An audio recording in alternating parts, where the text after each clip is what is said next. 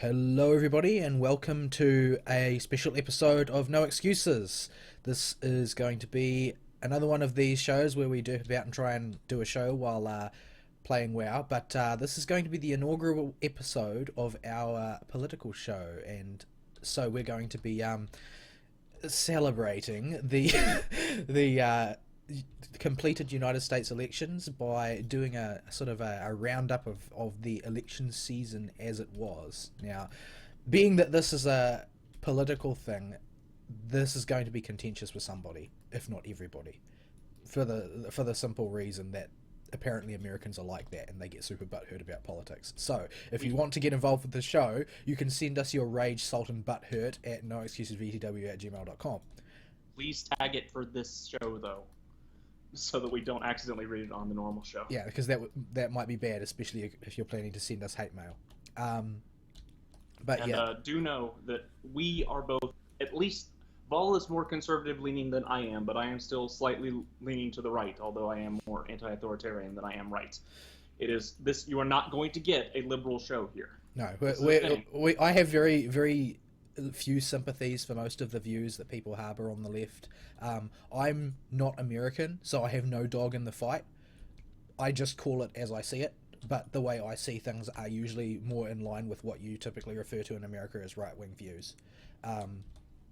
So, well, there you have it. Even though, I've gotten the impression over the course of this election that even if I say, oh, well, I'm sort of right-leaning, every person seems to interpret what that means completely differently.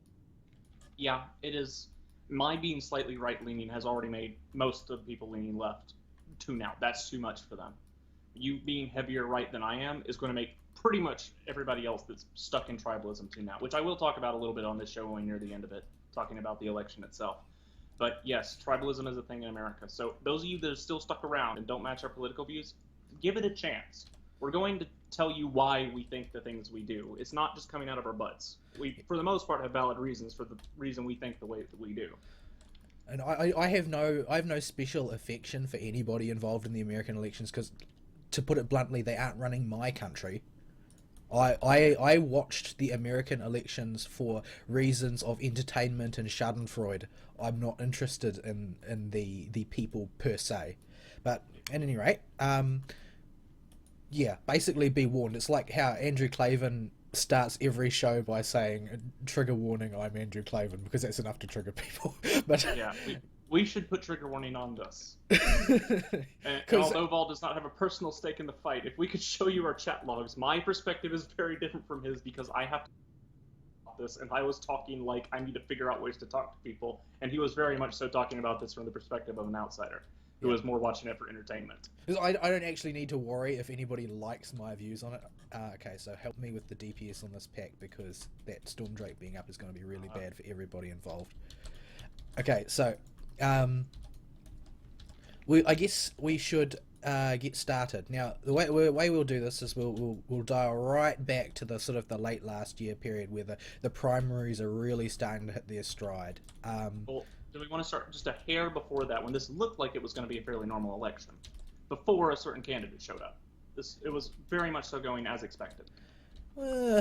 Yeah, I suppose it was looking pretty boring. Like if you look at the really early phase of the election, most people thought that it was going to be a pretty by the numbers one, that Obama would look for somebody who was as close to being him as possible so that he could continue the same legacy and policies through into the future. And to be honest, that's the way things normally are. A president will try and look for somebody like him to follow, often with mixed success, and particularly ideologically powerful personalities usually can't find somebody quite so extreme as them to follow. And like if we look in the past, we've got situations where Ronald Reagan led what is effectively nowadays a legendarily conservative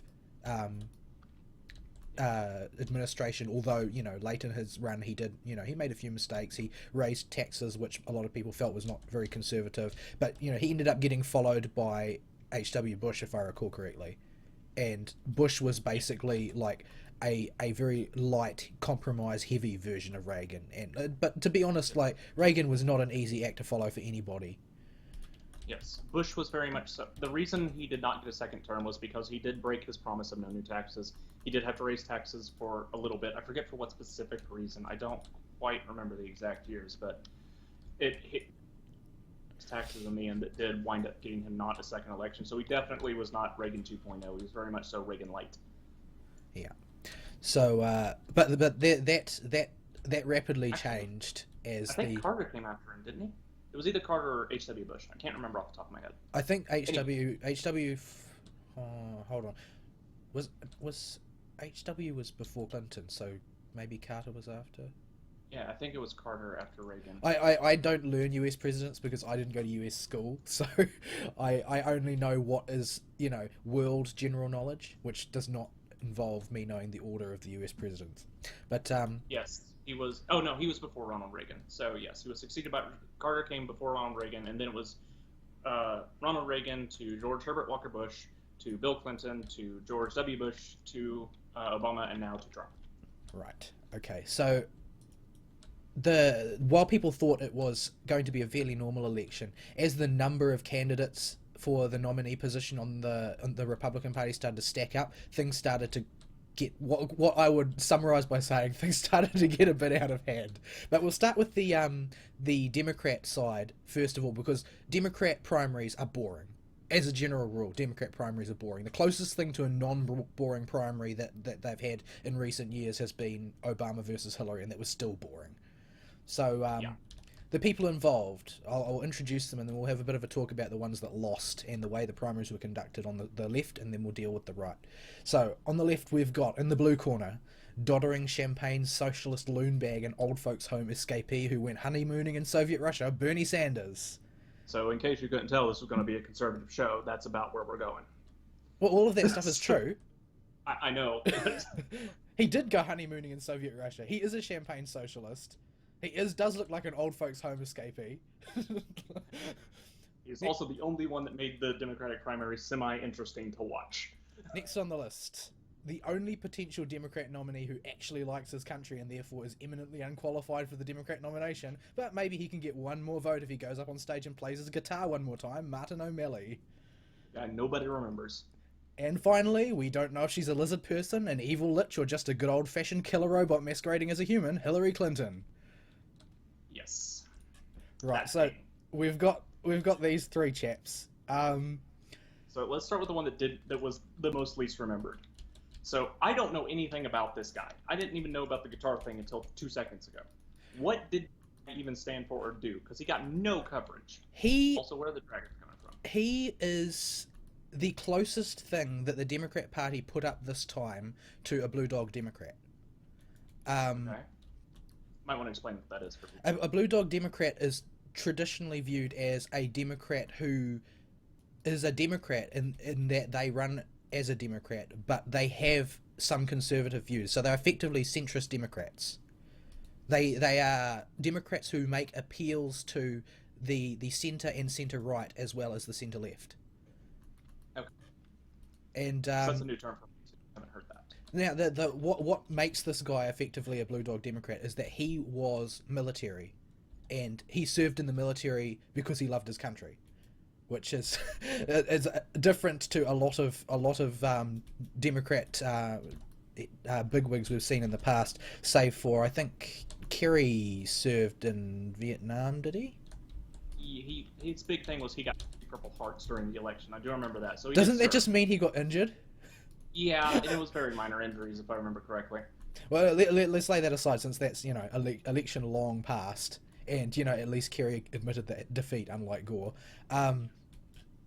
But so yeah, he was basically, if I had to vote for a Democrat, if I had to pick a Democrat, I would not have minded O'Malley next to the other two, because he was a reasonable person who I got more of a feeling from him that he thought carefully about his policy positions than the other two did. Like, the other two were regurgitating party lines.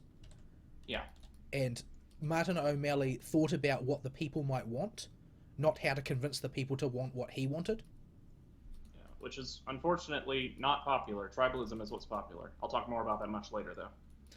Yeah, so O'Malley, I think O'Malley was a fairly reasonable guy. I'm sad that he got trucked as badly as he did. But the fact is that he had all the personality and appeal of a cardboard box. Yeah. But he wasn't as bad as Tim Kaine is. Tim Kaine, the VP apparent for Hillary Clinton, if Hillary Clinton had won the election. But yeah, he was better than Tim Kaine, but not by much. And as a result, like, that's why nobody remembers his name. I had to think for a good 5 minutes before I could remember what his name was. Yeah, I until we decided to do this show on a whim, I had to go look his name up as soon as I got home from work. I'm like, who was this guy again? Yeah, he's not the most memorable chap. He's not very memorable at all. But he's an okay guy. He made a few really good jokes. Like if he had gotten a comedy writer, and I think this is true for most Democrats, if he'd gotten a comedy writer instead of a policy writer, he would probably win. Oh dear. I mean, the Democrats elected Al Franken to the Senate, didn't they? Like, I have to check. I haven't. I don't know if checked he's still in races. the Senate, but he was a senator. Like, he's a comedian. He's not a politician. All he does is comedy. But this seems to be the way that America is going. The pop culture has more of an influence on politics than policy does. Which is horrifying, I might add. But yeah. So Martin O'Malley was basically like, I guess he's like somebody's dad who's a bit past it and doesn't realize. But yeah, nobody remembers him. Nobody will remember him. I don't know if he'll run again, especially considering how poorly things went for him this time. It's anybody's guess. But I don't think he's loud enough to really get attention again. I mean, he could try, but you have to. It's shown you need to be a big personality now to get your name out there. well, the thing is, he is just a white middle-aged man with no radical policies and no radical ideologies to attract the media's attention. He's a middle-of-the-road Democrat. He's like the traditional Democrat that you envisage as the opponent to the traditional Republican. Yeah. Like, you can imagine Martin O'Malley going up against George Bush, for instance, or Senator John McCain, or somebody like that, or Mitt Romney. Like, he's like super generic edition Democrat, and therefore not suitable as a nominee for the modern era. Right, so we move on to the next one, and this guy was the most contentious of the opponents to nominee Hillary Clinton, Bernie Sanders, the loonbag senator from Vermont. Like, this guy to me looks like he's about to go crazy whenever I see him. Like, he stutters over all his words all the time, and he looks like a panicked bird, like glancing around him constantly, and I think he's a little bit odd, but he really energized the sort of millennial cognoscenti. The young millennials, anyway. Well, not the young millennials. Like, I think that this is a big mistake. I think that people think that the young millennials were all in favor of Bernie Sanders, and the reason, like, now the reason that the Sanders campaign and its failure against the Hillary campaign was contentious was chiefly because the Bernie people felt like it was stolen from them. But I think that Hillary would have beaten Bernie regardless. And laying aside the fact that the deck was stacked in Hillary's favour, and laying aside the fact that that Hillary's going to play the woman card every 5 minutes, and Bernie Sanders is like an old socialist Jew, which doesn't exactly attract a lot of people's favour. He's an old white man. Like, he's the embodiment of what the millennials hate in a politician. But I think that what happened was that he engaged the loudest portion of the millennial voter base. Like, I don't think that he necessarily energized the biggest portion, but he definitely energized the loudest portion. And I think that it's like very sort of information age millennials who are starting to take an interest in politics for the first time, and have Che Guevara t-shirts and have read Karl Marx's Das Kapital and have been educated in the American college system by universally socialist professors. And so what are they going to do? They've learned this new thing, and like every sophomore, they're going to run off after the the new thing that they have been taught in university. Like I've done some teaching at the university level, and I know I know that the word sophomoric is a perfect fit for sophomores. Like, they are the very embodiment of a person who knows just enough to think they know everything while knowing not enough to know anything. Yeah, I think even I went through that a little bit my sophomore year. Most people do. It's just part of growing up. But the one thing that doesn't make you as wise, and Yeah, I think that that comes from experience. and some people, they don't pick up the wisdom part and they become Bernie Sanders. But generally speaking, I think that he really spoke to a group of people simply by shooting straight down the line into what they believed at that point in their lives. And when you're a college undergrad, particularly, you think that straight up socialism is the bee's knees. Never mind Yeah, that Venezuela just collapsed under Bernie Sanders' policies.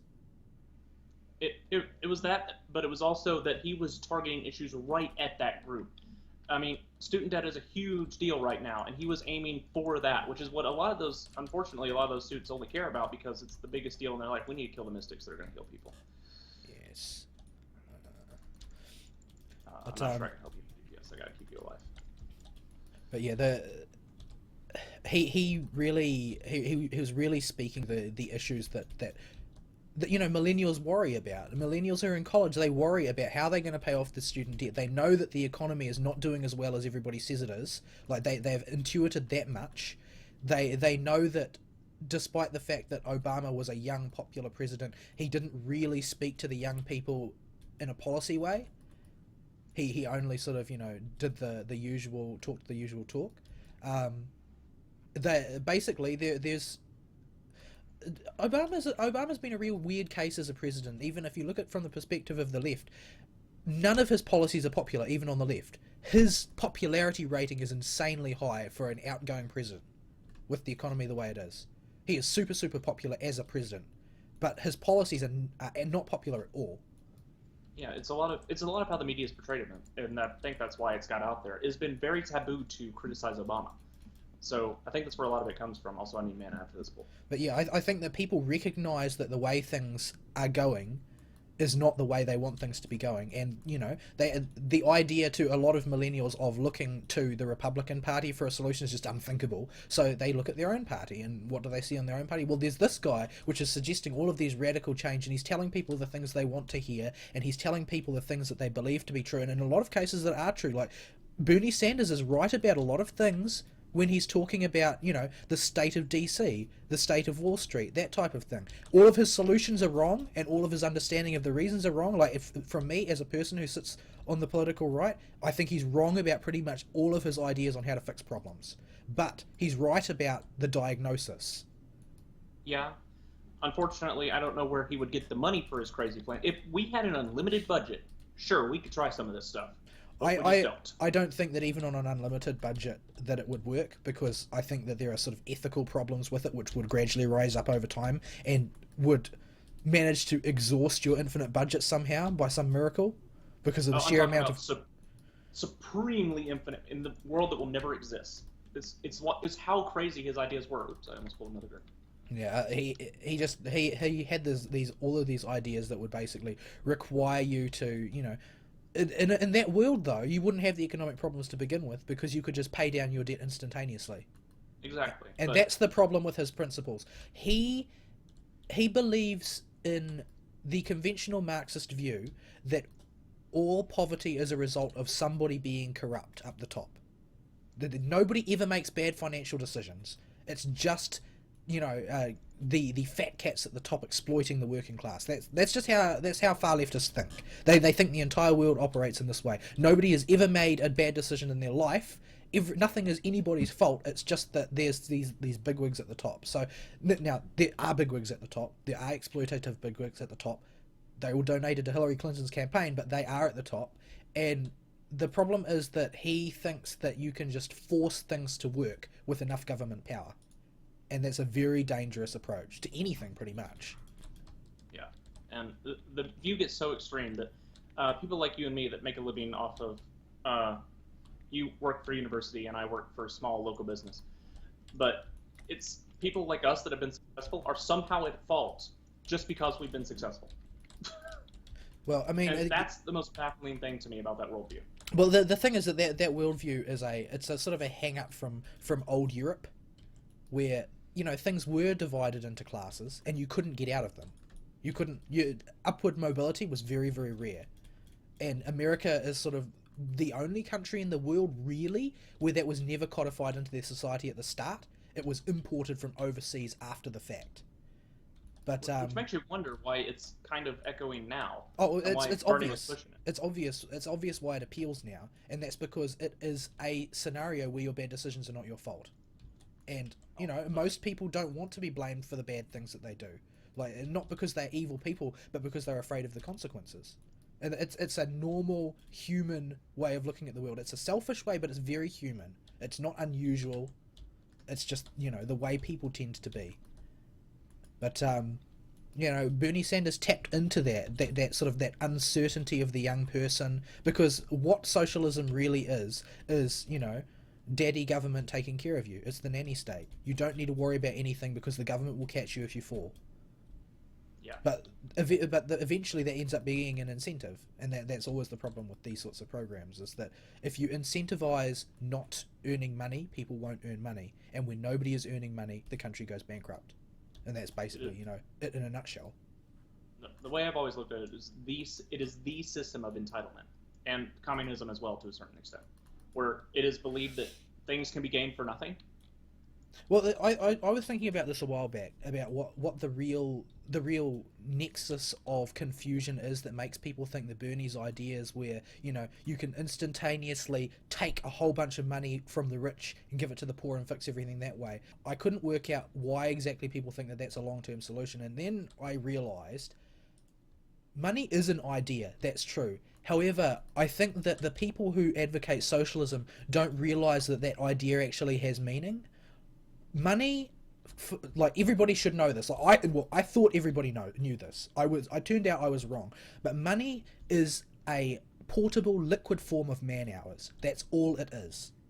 It is a way of turning your man hours into something that you can carry around. When you go to the supermarket and buy a banana, you are spending your man hours in place of the man hours of the person who grew that banana to get his banana.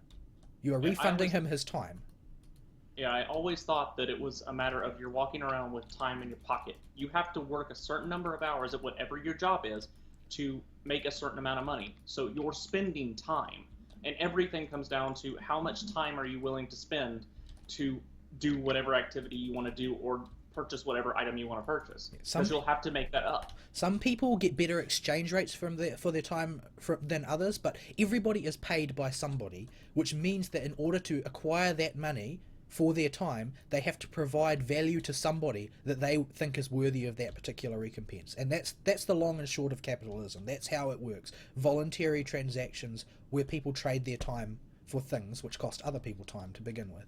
That's how it works. Now, I think that the failure in understanding that makes the Bernie way of thinking popular is people get as far as realizing that money is an idea, but they think that money is an arbitrary idea put together by the government, as opposed to a convenience. Because money is just a convenience, because you can't carry a goat in your pocket to trade to somebody. Yeah, no, and it's been established even back when we were on the gold system. Like, it's really interesting if you look at the history of money and how it went from being an idea to banknotes to how you can lend, and how it was lended out more than the bank actually had on the gold standard. There's a whole history to it. But the other big idea that people seem to forget is you can increase your efficiency in how much time you're worth by simply getting a better job or doing more work to be more qualified. You can increase how valuable your time is by getting an education and stuff. That's where the time value comes from. And they seem to forget this, that these people had to work to get this, for the most part. I think that what they believe is that there is this upper class of financial elites, and the thing is, there is an upper class of financial elites. Like, the problem with objecting to socialists is there are certain things that they are right about, and they are mixed in with the things that they are wrong about. But the problem is that the things that they are right about are results of their own system. But what they seem to think is that the big banks and the financial elite are to them like Blizzard sitting in their class balancing office, right? They just get to set the values however is convenient for them, and that those values are not attached to actual value. They're just, what Blizzard or the financial elites want them to be. I think that that's the problem. They think that there's just arbitrariness to this. Yeah, the other problem with it is they think about, well, where they are right on some things, they think that the proportion of people where they are actually right, like, yes, the financial elite do exist, but they think they are much larger than they actually are compared to the people that had to work in to attain the level of wealth that they have. They believe those people are a vast minority. Yeah, well, I mean, this could go into a massive digression on socialism, but if you really want to know about it, read somebody like Thomas Sowell or someone like that, like really well people who are really well versed in economics, and there's a lot that you can learn about that. I'm not actually very well versed on economics, which is the reason why I thought everybody knew this stuff. Because I've never taken an economics class of any kind in my life. I only know what you can pick up by being a person who has to go to a shop and spend their money. Like, Yeah, that seems like common sense to me. there are certain subjects in economics that do require more specialty, especially when you get into things like stock and item value and supply and demand. There are many subgroups to those big topics, but the general ideas can be understood with. Right. So at any rate, what we know from this is that the politically attentive millennials are aware that the economy is not all it has cracked up to be, despite the fact that Obama has been propagandizing non-stop in the lead up to the election that the economy is just going gangbusters. It's not, and on some level, people are aware of this. And Bernie offers what he is a solution. But what Bernie tells these people is the reason the economy is bad is because there are corrupt elites at the top who are bleeding it dry of money. He's right. There are corrupt elites at the top bleeding the economy dry of money. The part that he's wrong about is that these elites all work for the Democrat Party. They don't work for the Republicans. And they're all donating to Hillary Clinton. Well, a few of them do, but not many. And the thing is, he forgets that the heart of an economy is small independent business. The raw number of businesses is what makes an economy grow, not the one business at the top that has the bigwig at the top. Or what's going to make the economy healthy. It's going to be having a huge number of independent companies that can hire a lot of people. And just putting all the blame on the fact that, oh, well, the big guys up top are hoarding all the wealth, it's not exactly how things work. Yeah, so I mean, the group that he is tapping into, like, they have been trained by their teachers in school to believe the class warfare model of society. I think that, as a person who would rather see the right victorious than the left, because, I'm blatantly partisan, I think that those people are quite reachable, but they need to learn some real economics. They need to not just, read the textbook on the Keynesian business cycle and read Das Kapital. Like, Das Kapital has been factually refuted repeatedly by real economists, which Marx wasn't. Marx was just a dreamer. Yeah.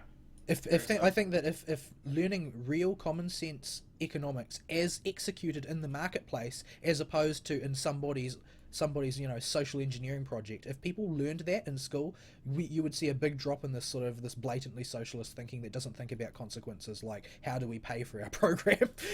Yeah. And it's sad to say, but unfortunately, a lot of the big universities are not qualified, in my opinion, to be teaching economics based on the curriculum I've looked at. Simply, local schools do it better. Their curriculum makes more sense and covers both sides of the argument. But in big universities, they're teaching some of this stuff in socialism from a very positive light. When I've looked at some of their video lectures, even at places like Yale, it's it's absolutely insane. Do you have any CC? It is not. No. Cyclone's PvP'd out now. Right, but yeah, it's just, I think that it's a case of, like, the more prominent your university is, the more likely you are to have to play, like, staff room politics to get there. And if you're playing staff room politics, one of the entry requirements is that you play the same political game as the people who are employing you, and so you end up with an echo chamber in the educational sector. That's one of those sad but true things. I don't know how you cure that without. I think that really honestly, I think that who you have to reach are, 16, 17-year-olds. You need to teach them economics so that they're well grounded in economics and can take their professors to task when they get to university. Yeah, You also need to teach them unfortunately, the self-preservation to not point out that the professor is wrong until they get into the workforce. yeah, And you then need when to. they become rich, a rich donor who supports the university, they can demand that those professors be fired. Well, yeah, unfortunately, the problem with that is you have to rely on high school teachers, and those high school teachers are very much so part of the teaching union, which currently, right now, is a Well, big that's problem true, with the but quality of people, education we have. the way that high schoolers look at education is not the way that we, as adults from the top down, look at education. A high schooler looks at high school as a set of disconnected ideas that they are required to learn in order to graduate high school, right? Yeah, Where they get taught is number one by their parents and number two by YouTube. I suppose, yeah, the where you can learn has changed, and YouTube is actually very good. I love a lot of the edutainment channels out right now, even if some of them were blatantly posting Hillary videos instead of educational videos, okay, 2-minute physics. But yeah, it's hard to think about that though. How can I don't know. I don't even know what I'm trying to think about it. It's just YouTube is so different than what we're used to as far as education goes with people that young. I don't know how you would approach it. I don't think that you even need to approach it necessarily from a strictly educational angle. The people who are well versed in economics and well versed in the issues surrounding capitalism versus socialism as systems, because both systems have their problems on various levels. There needs to be honest appraisals of it that come across as honest, and I think that in an age where people are getting political younger and younger, if you can manage to communicate without polemicizing too much, you can put that message across. I think that inculcating the values of simple value as work time translates into money will radically upend the way people think of things. Like, you can't talk about the rights of the workers seizing the means of production and overturning the bourgeois. You can't talk about that to kids who already know that the money that you have is a translation of the time you put in. Yeah, like one video game for me is about 3.5 to 4 hours of work if it's full price, and that's just always been natural in the way I think. It's hard to believe people don't think that way. Yeah, well, I mean, let's not get bogged any further down in this discussion, because people much more qualified than me can debunk socialism. Um, I can only talk about the WoW economy, so. yeah. Well, I mean, the WoW economy is a planned economy. It's an Yeah, economy which is structured from the top down, the way a socialist government would. And guess what's constantly broken? The WoW economy. It doesn't work. we can. Yeah, let's not get into that. I don't want to rant about how broken this whole expansion's been. I might do that a little bit on the show, but I'm not, we're going to be here forever if we do it here. Right. So rather than we'll leave Hillary Clinton aside for now, since she won the competition. We'll just talk about the way she won. Um, it was rigged. Like, Yeah, while I said that I thought Bernie would lose anyway, and I do, because Bernie mostly energized political people. Like, he didn't get as many non-political types as Trump ended up getting. Um, he mostly energized people who have a political sense. So college education and young college educated people. But if you look at the way things went, like, Hillary still had the deck completely stacked in her favor. We've got emails that came out to prove it. The stuff that was seized by the likes of WikiLeaks, by the media, by Freedom of Information, people like that. it's that one group that posted a lot of stuff about it. There was a specific group that made a lot of videos. They were Oh, really there, big in it. there are quite a few groups, and as people became more and more dissatisfied, a lot of bipartisan and non-partisan groups started to post things about Hillary Clinton, the things that she'd said and done. But basically, the DNC had it in for Bernie. They were scared of Bernie because Bernie was building popularity at a rate that they had never expected. And Yeah, yeah, they got scared, and they pulled out all the stops to stop Bernie. And the thing is that Bernie never said anything about Hillary Clinton that wasn't true. Like, he said all but sorts of nasty things about her, but they were all true. And the DNC couldn't come right out and refute them because, well, they were true. And Bernie was theoretically their man, and they are theoretically, the Democrat Party. But the Democrat Party has this little thing called superdelegates. And well, they have a lot more than the Republican Party anyway. But yeah, it's No, the Republican if you Party put, doesn't have super delegates. Period. They don't oh, did we exist. not? I No, thought we still none. did. Well, they're not because I'm not a member of the Republican Party. But the Republican Party does not have super The delegates. royalty. Every delegate is related to a state in some way or another. Within a given state, there are people who can freely choose based on various parameters. Like it's a state level thing. There's no RNC superdelegates the way there are DNC superdelegates. I see. I just assumed so because I guess I've been told so at one point. So No, within a given state, there are sometimes delegates that have special powers, but they from what I've seen, they tend to just go the way that the people demand.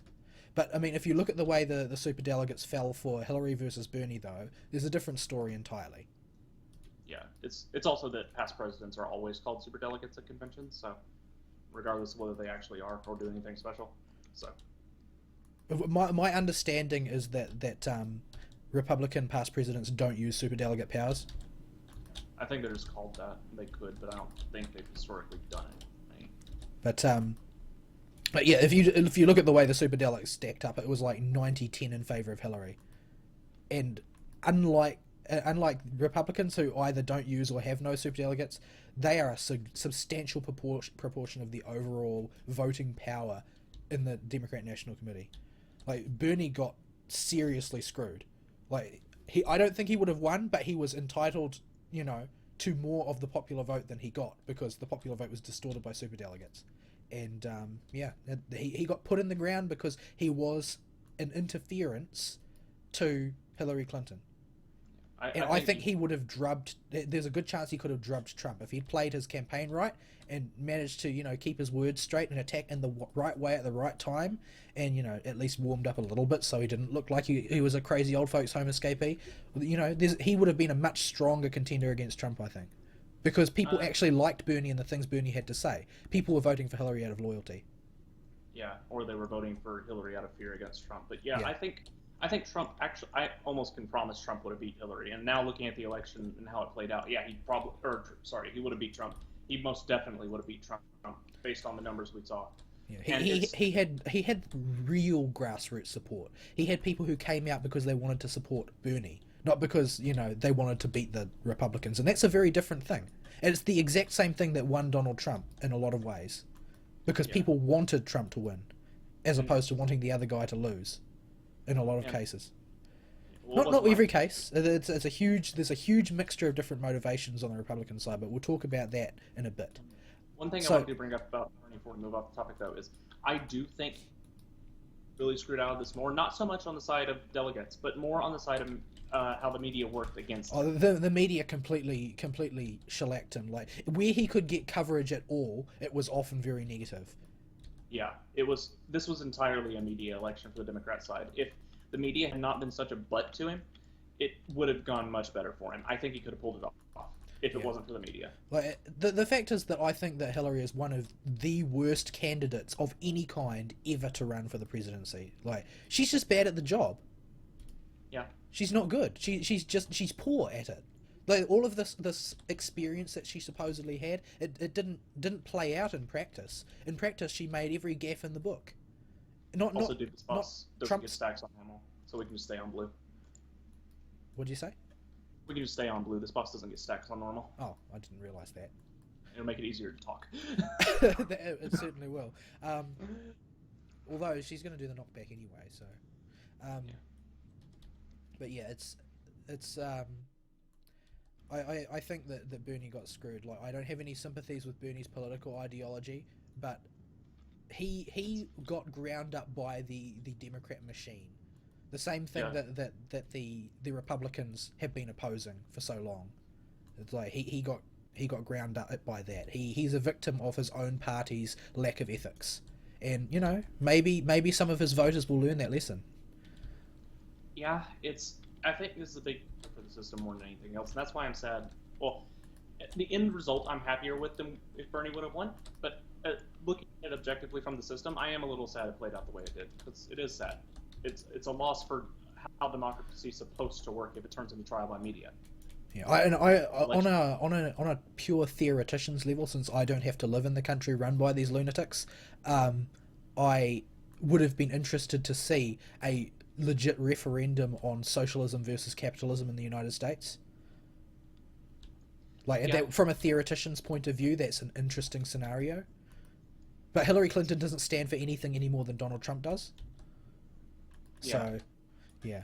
Okay, so that's the losers. So we'll move on to we'll move on to the red corner and talk about the losers over there. So in the red Quite a few corner, of them. yeah, in the red corner, a completely absurd 17 potential nominees. So you've got, and they basically, run the ideological gamut, all the way from the far right to basically the left. They've got probably more of the spectrum of the left than the Democrats do, because the Democrats over the course of the past 8 years have slid further and further and further to the left over time. And in fact, Bernie being so far in the socialist corner dragged Hillary to the left even further than she already was, which, that's an impressive feat in and of itself. But yeah, so you've got, in no particular order, isolationist conservatarian with hair sufficiently atrocious to prevent him gaining nomination no matter how much people like him, and still not as entertaining as his dad, Rand Paul. Yeah. Oh dear. He's got bad hair. He really does. And I, for some reason, I can't shake the feeling that matters. You cut out a little bit. That what matters? That matters. His hair matters. The fact that his hair is ugly matters. It really does. I think it does. I'm not sure why I believe that's the case, but I think that would have counted against him. The fact that he has a bad haircut all the time. Basically, he can't help but have a bad haircut. I suppose it gives take care of himself or present himself well. Well, it's not his fault. Like, his hair is like, it's groomed. It's just that his hair is untidy by its very nature. And not in a dashing Bishonen way either. But yeah, moving on, we'll talk about him in a bit more depth. I'll just run through them quickly, since I've got these sort of like announcer style introductions for each of them. The governor of Ohio, which to his mind makes him basically president already, and Republican who apparently decided to draft most of his policies from the Democrat platform, John Kasich. Yeah, this is the one my parents voted for. I did not vote for him, but He's a Democrat. well, Why would your parents vote for him? He's a Democrat running on the red ticket. I'll talk about tribalism later. Former CEO of Hewlett-Packard, who despite keeping the zombie tech company barely alive while others around it crumbled, can't shake off the stench of its failure to become Apple, Carly Fiorina. The token female in the Republican lineup. Is he actually running for president, or jockeying for a comfortable cabinet seat if they can find a seat which will support his bulk? New Jersey Governor Chris Christie. Oh, dear. I don't know anything about this guy. He doesn't. Next one. Well, I'll just go through the list. He doesn't look like he even wants to be here, but he's not going to be the only Bush who doesn't at least try and continue the Bush political dynasty. Everyone's favourite milquetoast tortoise of a candidate who literally asks his audience to clap when he's done speaking. Jeb! Bush. Oh, Jeb. Oh, poor Jeb. Classic from the ghetto to the stars story, but would someone please turn his microphone up? I can barely hear him. World-class neurosurgeon Ben Carson. Young Florida senator, new to the big leagues but expected to make big political waves. If only he can learn that listening to John McCain and Chuck Schumer and trying to maintain a position as a conservative are mutually exclusive ideas. Marco Rubio. Die-hard constitutionalist and ultra-conservative legal juggernaut who just can't seem to switch off his Baptist preacher voice anytime there's a television camera pointed at him. Texas Senator Ted Cruz. And last but not least, New York real estate tycoon and reality TV star who flips his political positions as often as most people change their underwear and stridently assures us that he has totally normal-sized hands. In fact, people tell him that actually they think his hands are pretty big. He doesn't say that. He just says people say this to him. Absolutely. His hands are the greatest. These are the best hands. The bright orange titan planning to upset the political apple cart, bigly, Donald Trump. Orange is the new black, folks. It really is. Oh dear, oh dear. So we've got a real. These are the most important of the 17. These are the ones that were the ones that got the most votes, except for Carly Fiorina, who I added back onto the list because she was nominated as the potential VP to Ted Cruz, which sort of elevates her importance a bit. Certainly got quite a bit of media coverage proportional to her votes. So yeah, I honestly would have liked to see Fiorina versus Hillary, because I think that Fiorina could have managed to land a absolute knockdown, drag out victory against that woman. Because she's a woman. She's a woman who can actually perform as a woman. Like she doesn't sound like a robot. I think that's a. Oh dear, what have you done? You've made some friends. Oh, yeah, I did make some friends. That's okay. I can't shadow melt. They're just gonna kill me. That's okay. I'll just run back. Oh, one of them. I got too close. One of them came along. But yeah, it's. I think that would have been an interesting fight, the Fiorina versus Hillary. That would take the if you. I've seen a few of these sort of supercuts of Hillary Clinton talking about how she's a woman, and it's really the only thing she's got, you know. And pretty much every time she makes any speech of any sort, it will include the words "first woman president" somewhere in there. Like it's not enough for her to claim that she can be a good president, just that she can be a woman president. That's the angle she's going for. It's not really impressive to me. Insofar as she could ever be, but I think that taking that off the table entirely would have made for an interesting race. It would have been a completely different one. Everything would have played out differently. Out of Hillary's favor, she would have got smoked. Yeah, it's when you've got one thing and it's that you're a woman, but the other person has it as well. Plus, they're much more articulate. They come across as much more sincere. They're a cancer survivor. They're a woman CEO. Like she's successful person's better. She woman's better. She's at everything. She's better. And she does everything Hillary Clinton does better, except corruption, where Hillary Clinton is basically the queen of it. Oh dear. But yeah, it's sort of. I think it would have been interesting to see, but maybe she'll be back for another try in another year. Or I think that she's certainly a good VP pick for electoral reasons. I don't know whether or not she'd make a good VP. I don't really know what she would be like as a stateswoman, since like Donald Trump, she doesn't have stateswoman experience. So it's anybody's guess. As a voter, I considered voting for her. She wasn't thrown off the table like a lot of the other ones. So yeah, I would have considered her, because she has solid values. She had a solid platform. She just didn't have much in the way of sort of name recognition, PR chops, that kind of thing. Like that would be her uphill battle. Would be name recognition. People don't know who she is. Yeah. But if she my second pick. I think that she could have gotten on the Republican Party's good side. What would remain to be... Oh, I've just disconnected, I think. Am I going to die? I probably will. Marvellous. DC'd. Can you still hear me, or am I disconnected from Skype as well? Hello, hello? Hello, hello? Oh my! Well, this is going to go on the editing bench then, I think.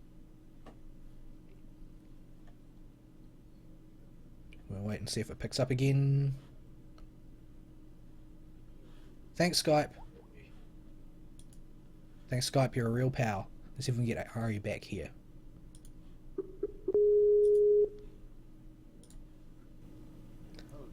Are we back? I got DC'd. Oh, I'm still recording though, since all the recording is done on this side.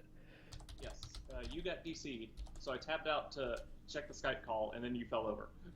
Well, that's more or less. I can't believe I typed.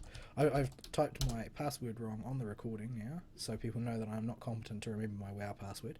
You in a second. I'm right there. Righto. Let's see.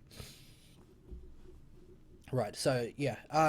I think that the big battle for Fiorina would be the name recognition thing, and also we don't know if she would have kept to her personal platform, or how much she will or would not have bent for the Republican Party proper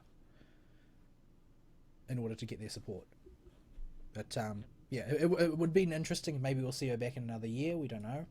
Um, Rand Paul. A lot of conservatives voted for Rand Paul. Like he was a real popular pick with a lot of them, and his policy platform is not too bad. Um, Most of his votes were from his dad's name recognition, though. I think that that's partly true, but amongst the really sort of conservatively minded people, he had one of the more conservative platforms on the. Um, the big distinction between him and most of the others is that being his father's son, his foreign policy platform was very isolationist. It was isolate. It was like libertarian isolationist. The libertarians tend not to believe in any kind of foreign intervention for any reason. Like there is no good enough reason. There's no reason that'll ever be good enough to move your troops offshore unless somebody actually declares war on you. Which a lot of conservatives don't feel that is a legitimate position, because they feel that there's a moral obligation incumbent on the strong to protect the weak, and so it's an incompatible notion for them. And so I think that he never really could have become the nominee when that was one of his major talking points. Like if he could downplay talking about that and talk more about immigration the way Trump did, he would have done better. But isolationism has been too much his pet, and so all people know about him really is that he's that isolationist conservatarian guy, and I don't think that actually works in his favour, because it splits the conservative vote between the people who think intervention is all right and the people who are strict isolationists. And one of these things has got a lot more coverage, especially the word immigration, because of what's been going on in Europe. So one of these is going to get more publicity just by itself. But I mean, if we compare him with Trump, like Trump's an isolationist as well. He's an isolationist from a slightly different angle, but it amounts to the same thing. He's roughly speaking, he's an isolationist. But I think that while Trump has the same position, Trump didn't talk about it as isolationism qua isolationism. He focused much more on well, this is how things have been, this is why things are bad, and we can fix certain things by getting out of other countries. And that's the way you handle that. You don't talk about isolationism as a philosophy, because that puts people off. And he focused mostly on immigration, particularly in the primaries, and that did him a lot of good. Yeah, but yeah, in the case of okay. I was just going to round this off rather than spending too much time talking about Trump, since we'll talk about him more in the context of the main election. But in general, I think that Rand Paul had a good platform, but he was the wrong person to take on that crowd. Yeah, It's particularly at the place and time where he is right now. Like I think there's a good chance we'll see him again, and maybe if he has a more refined platform and presentation, he might do better. But for some reason, I still think that his hair will put him under. He when you've got really, really messy curly hair, you basically can't look presidential in the way people traditionally envisage it. I guess, but I mean, we got a citrus as president-elect right now, so Well, yeah, his hair though is hilarious.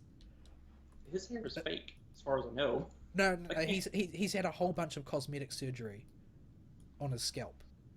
Oh, So the hair may actually be real. It may not be his, or it may be his, but it's certainly real. oh dear no. But yeah, you can't come off with it.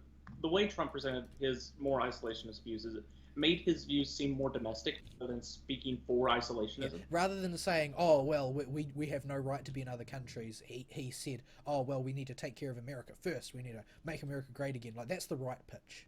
And if Rand wants to run again, he needs to learn that lesson. But yeah, he's just not as popular as his dad. His dad was better at this game. Like if his dad was his age, if Ron Paul was the age that Rand Paul is now, Ron Paul would have made a really, really strong showing, I think, in the primaries.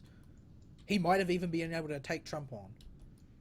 If, provided, of course, that he could keep the crazy turn down, because honestly, Ron Paul is a nut job. But yeah, that's a big what if. I don't know if I could predict that alternate history. I think it would be fun though. Playing what if games is fun. That's why comic book nerds do it constantly. Next on the list, the governor of Ohio, John Kasich. I don't like John Kasich. I think he's kind of slimy. He seems to bend his platform any which way to accommodate any kind of voter. He's strictly centrist. Like he's only Republican as a technicality, really. That's the impression I got from him as well. I did not like how his views seemed very flip floppy. If you look at his past, that's a big turnoff when I decided on who I was going to vote for. That's primarily why I took him off the list. Now, my view of him took a sharp nosedive though, because I felt like he was being unfair to his competitors, and by that I mean he stayed in the race when it was abundantly clear he didn't have a shot. He didn't have a shot in hell, and he stayed in the race and he bled votes off of everybody else. Yeah, it was. That is where my opinion took a nosedive as well. Is when he would not get out and give Cruz. Cruz could have won if he got out.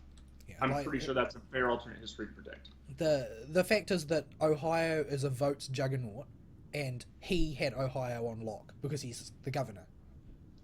Yeah, and that's that was the long and short of it. There was all of those votes were basically poured down the drain. Yeah, it's up. Oh, no, I goofed that one up. And yeah, I'm not very. I wasn't very sanguine about that. I was absolutely unimpressed by that behaviour. He has every right to do it. He can choose to do it. But if his intent was that the best person get elected, he wouldn't have done that. It looked to me like a man doing self-promotion for another gubernatorial run. Yeah, it came off as incredibly selfish and not in the best interest of the party, not in the best interest of the country, not in the best interest of even the primaries. It was totally selfish to stay in that race, and it's more of a retrospective thing when you look back on it now. It's like, wow, that guy was a jerk for staying in that race. It was more apparent while it was happening, but I kind of forgot about it because the media kept me so in the present. But yeah, looking back, that was a jerk move, and I remember thinking, just get out of the race right now, while it was going on. Yeah, I'm not very impressed with him, and I was sort of he didn't flip flop on Trump. Like he refused to endorse Trump throughout the entire main election.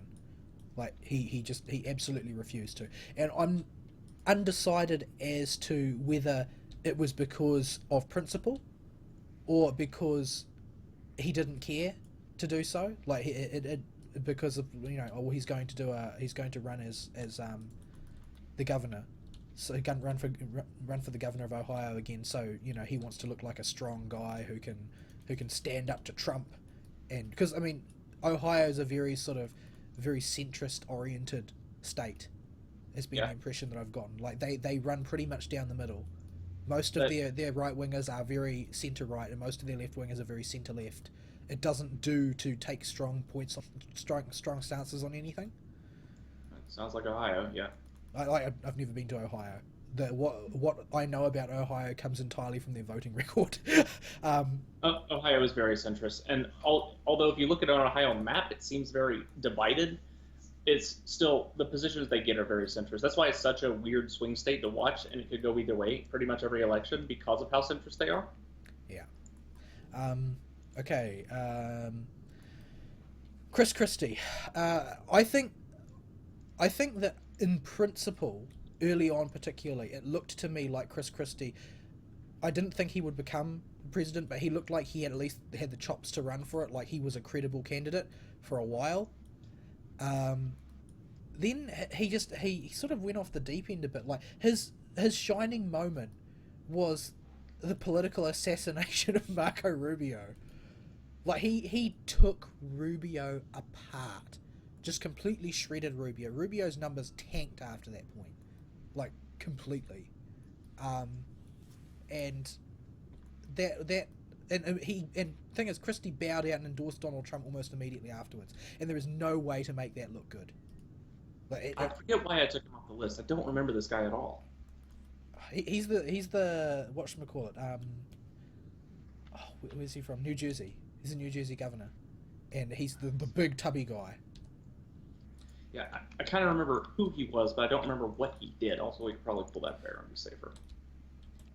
Okay, well, yeah, what he was notable for in the elections was the political assassination of Marco Rubio, and the thing that he seemed, I think that his run personally, if we lay aside any silly conspiracy theories about him being a a stalking horse for Trump, um, I think that he was pretty much undermined by the fact that he was a minor candidate who just got less time from like debate moderators than the others did.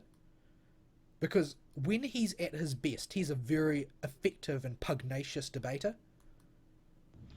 Yeah, and in this election where screen time mattered more than past elections, that's a big deal. Yeah, I think that if you put him up in a, if the race had like four people and Chris Christie was one of them, I think he would have put in a much better showing than he did, because Yeah. he is good in a fight when he gets roused. The problem is he's not very good at picking his timing, and he can't keep it sustained all that long. But when he's at his fighting best, he is really good. Um, but yeah, the thing that he's remembered for is he completely destroyed Rubio's chances. There was no good reason for him to be attacking Rubio based on where they stood relative to each other in the polls. Rubio was a solid contender at that point, and he ceased to be a solid contender immediately after Chris Christie did that attack on him. Chris Christie, from all appearances, did that for Donald Trump, and he immediately jumped on board with Donald afterward. Um, and at that point, whatever respect you had for him rapidly evaporated after watching him interact with Trump a bit, because he was just such a toady, such a butt kisser. Like he worshipped the ground Trump walked on. It was really cringy to watch. But I mean, it seemed to me like he was in it for self-interest. Like he wanted to get a cabinet seat or whatever. He wanted to be part of the cabinet. Um, I got that impression from a lot of the conservative candidates this election. I think that's the normal position that you take if you drop out and then endorse the front runner. That's the normal assumption people make. I don't think it's always true, but I think in this case it was true. I think in Chris Christie's case it was probably true. But I mean, if you just look at the look on his face and some of the photographs of him, when he's introducing Donald Trump or standing next to Donald Trump or Donald Trump makes a speech, he just has this desolate look on his face, like I sold out my run for this, because in a lot of those early speeches that Trump made, he was incredible. Trump. I think that there's very few people who argue that Trump got better as he went along. I mean, he may have never actually been good, but he got better as he went along. He was less clumsy. He was less slipshod as he went along. And Christie was there for some of the early stuff. And when you defend some of the things that Trump said early on, there's just no way of looking good. Yeah, And no. but he did. He went absolutely to the wall for Trump, much like Huckabee did when Huckabee dropped out. And it's just not a good look. It's not a good look. But yeah, he might be back for another go. It's possible. He certainly probably stacked himself well for a gubernatorial run. He's either going to get shellacked or do really well, depending on the way New Jersey feels about it once he does. Um, but yeah, I was not impressed with the way he turned into a total toady immediately after he dropped out. Like it wasn't. It was not. He was not thinking about his principles anymore. He was thinking about his personal success, and that's hard to respect.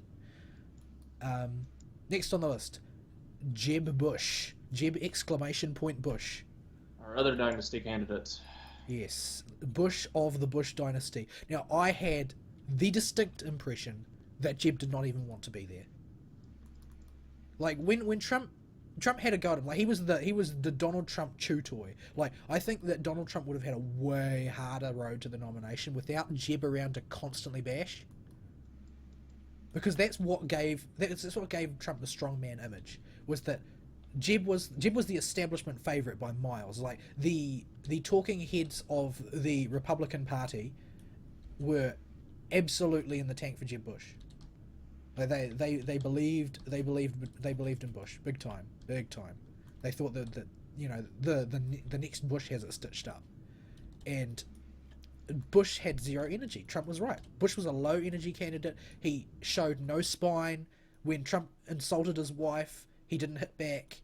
He didn't even chastise him strongly for it. Like he looked spineless. He looked weak. He looked like he didn't really care and was only there because his dad and his brother were once before.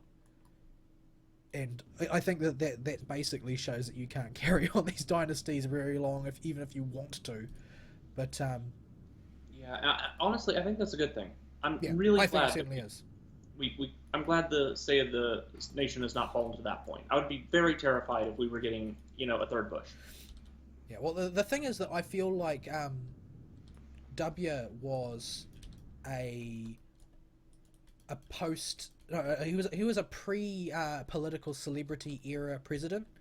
Like I think that he doesn't have that disease that Obama does, where he spends all of his time out doing PR appearances, and the disease that Trump does, where everything's about showmanship. Like W and HW were both presidents because they were career politicians. Yeah, they They, existed before the big internet time when public image was all that mattered. yeah. Whereas I think that Jeb Bush, Jeb Bush might have had a look in if we weren't in the current era. Like if Jeb was running in the same year in place of his brother, maybe he would have had a chance. Maybe. I don't think he does because I don't think he's got the character for it. Like he's he has a much more arrogant silver spoon sort of look to him than his brother does. I think his brother comes off as very genuine and is a good man, whereas Jeb comes off like an influence peddling aristocrat. So Yeah, I don't think it could have beat Kerry. I don't think Jeb Bush would have done well against Kerry at all. no, but I think that he would have actually had he would have had a chance in that world before public image was so important. Yeah, But I think his main problem was that he didn't have what it took. Like I think that on some level he knew that his chances were not good, and he couldn't build up the enthusiasm to because he was running out of duty rather than desire. I could. But yeah, I think that he helped Trump a great deal by being the chew toy, by being the one that Trump could, just slap at him. Like, and you saw Trump do it all the time during the primaries. He would be talking about somebody else. He would be attacking another candidate, and would just offhandedly swat at Jeb on his way past. Yeah, I don't know if I'm sure Trump would have picked. Or you cut out for a sec there. I don't know what you Oh, said. sorry. I think that Trump would have picked somebody else if it wasn't Jeb Bush. But I think Jeb Bush, given what we had, was the easiest target. Oh, he was the perfect target. He was the embodiment of the spineless Republican establishment that Trump was creating in people's minds. Not that the Republican establishment isn't just spineless and worthless bunch of influence peddling aristocrats, but I think that he was the perfect embodiment. Like he was Victor Enemy. He was a perfect villain for Trump to be a hero against.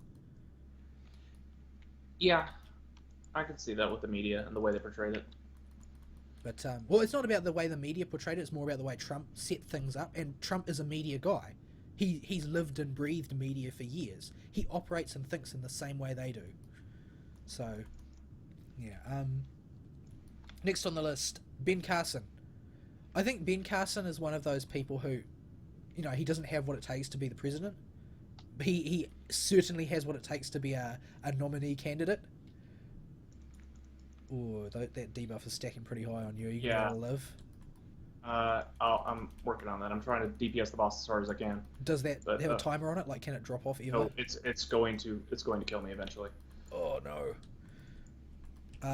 But yeah, I think that Ben Carson, I think he's too uncomplicated. Like, I think that he's very book smart. I mean, you can't be a genius world class neurosurgeon without being book smart. But I think that he doesn't have a cutthroat instinct, and his views on his principles are not rigorously developed enough. Like, he sold out a lot of his views, but I don't think it was the conventional selling out. I think it was because he was easily persuaded, because his views weren't very firm. That was the feeling that I had anyway. I mean, I could be wrong, but that was the feeling that I had about him, was that when he sold out his views to back Trump, it wasn't because um, he stopped believing in them or never believed in them, but because he'd been convinced that Trump would be okay for them. Yeah, most of my opinion of Ben Carson comes from his previous appearances before the election, and he came off as very charismatic in the past. But during this election, he came off as not as strong as he used to say the least. He came off very weak. Or I think And that's probably because he was standing alongside Donald Trump. Like yeah, because he's never been of the sort of the boisterous type of charisma. He's been sort of like the strong silent charisma type. Like he says very little, but the things he says matter type of thing. yeah. But I think that when you put him alongside a gregarious reality TV star, it's a much harder sell.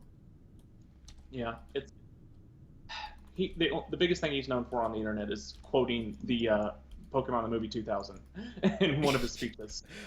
That's I don't think that I don't think that that's a particularly important thing, but that's what the media thinks is important. Yeah, Because the well, media certainly is what the the media. internet thinks is important. Well, I mean, the fact is, a lot of this election hinged on memes, and by memes I don't actually mean meme pictures. I mean, those infectious ideas that travel throughout a population, which really don't need to have anything to do with the truth. Yeah, the thing they complain about at the end of Danganronpa 3, the actual memes, not how Trump is a meme lord. Yeah, I think that they had a lot of influence on this election, disproportionate with their value certainly. Yeah, it's there's a reason the current meme is our meme lord and savior for Trump. Yeah, but yeah, I think that Carson's probably an okay guy. He was the worst imaginable surrogate for Trump when he joined the Trump campaign, for the simple reason that he actually didn't compromise on his principles. And so, he would end up looking like he was on Hillary's side half the time when he went to speak in favor of Trump, because he would say, yeah, Trump said this, this, this, and those are all evil things. But don't worry, guys, he'll be okay. Yeah, That's not how you actually support your candidate. Like the way Pence did it was like Pence in the vice presidential debate was a masterclass in supporting a president you don't agree with, yeah. because rather than saying that, oh well, no, Trump is not like this. Instead, what he would do, he would go and he would wait while Kane was talking. He wouldn't interrupt Kane. Kane interrupted him constantly, which made Kane look really bad to begin with. But he would sit there and he would shake his head and tisk under his breath and that kind of thing while Kane was talking. So Kane would be telling the unvarnished truth about something nasty Trump had said. Whether it's important or not is another question. But he would be telling the truth about Trump, saying, "Oh, Trump said this, Trump said that. These are all evil things, so you're not going to vote for him, right?" But Pence wouldn't deny it because he couldn't truthfully deny it. He wasn't going to lie for Trump. But what he did is he would go, and he would shake his head and he would just make snorting noises as if that's completely ridiculous. Don't be stupid. Nobody would say something like that. That's absurd. Trump said all of those things, but he would just telegraph the idea that it was absurd, and then as soon as it was his turn to speak, he would just go and attack Hillary Clinton. He wouldn't defend Trump. Yeah, it's a very much so hold your nose and vote for us because the other one's worse idea, which is how you should if you disagree with your candidate, you should point out the terrible things the opponent's done rather than, you know. But in terms of execution, I felt like Pence was a masterclass in this, and Carson was the exact opposite. Carson wasn't even any good at defending Trump's absurd ideas. He would just say, "Oh, but it'll be okay. Don't worry." Like he's a bad surrogate. Like it was really sad to watch. I guess he wanted to be Surgeon General. That must have been what it was after, I guess. I'm not sure. If it had been the old Ben Carson, the one I remember being very charismatic and very energetic and having good talking points all the time, if it had been that Ben Carson, I would have considered voting for him. But this is not the Ben Carson this year at all. Yeah, but I mean, I suppose that to some extent, there's probably just the pressure got to him. There's no pressure quite like being on the political campaign trail. So yeah, it's a different type of pressure to the the surgical studio. So yeah, it's I think he's probably an okay guy. I don't know whether or not we'll see him again. He might have had his fill of politicking, especially if he didn't particularly like it. And I didn't get the impression he particularly liked that sort of thuggish environment. But yeah. Next on the list, Marco Rubio. Marco Rubio, I feel like he undermined himself before he started with the Gang of Eight. As soon as immigration became the central topic, as soon as the first time Donald Trump said build the wall, Rubio was done, and it was a slow death from there. Okay, whatever we do in this fall, do not do the two on the right last. Right. Okay, I'll just do it the way I normally do. I don't. I don't know. I've never done the two on the right before, but yeah, I think that the Gang of Eight was what did it. Like, anytime you are a conservative, if you are jumping into bed with Chuck Schumer on a bill, you need to rethink your position, because Chuck Schumer is not a conservative. He is as far from being a conservative as it is physically possible to be. So, yeah, the Gang of Eight undid him because immigration became the thing, and Rubio has a history of being soft on immigration. I mean, he's walked it back. Like, I think that probably in the backroom dealing scenario for Rubio was McCain would have come to him and said, "Oh well, I mean, if you join us in this Gang of Eight immigration reform bill, we'll make sure that you've got a bright future in the grand old party," and he bought into it because he's comparatively speaking a young senator. He would have only been about 40 when he became a senator, and he sees an in with one of these old hands of the party, and he jumps on it, and he paid the price for it in this election, because every time immigration came up, that was it. Also, in addition to that, the problem was that he is incredibly hawkish, even by conservative standards.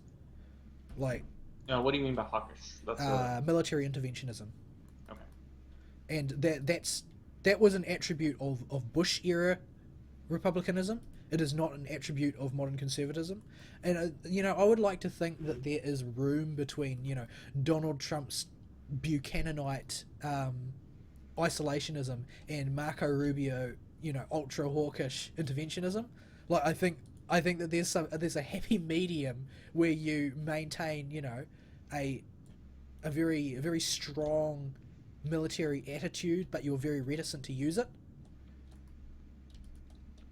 But you will still, when things get really bad, you'll intervene to stop the bad happening. But you don't leap at a chance to try and nation build in another country. I think that there's some space between them.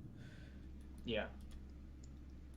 But Rubio was a bad contrast with Trump because he was very hawkish, where Trump was very isolationist, and he was very pro-immigration historically, where Trump is very anti-immigration presently. And he had all the wrong contrasts, and when Chris Christie showed up and put him in his place, that was it.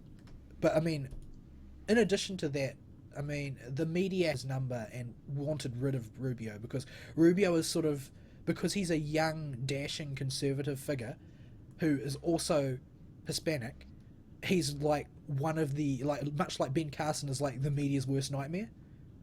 Yeah, he's a minority they can't use their rhetoric against.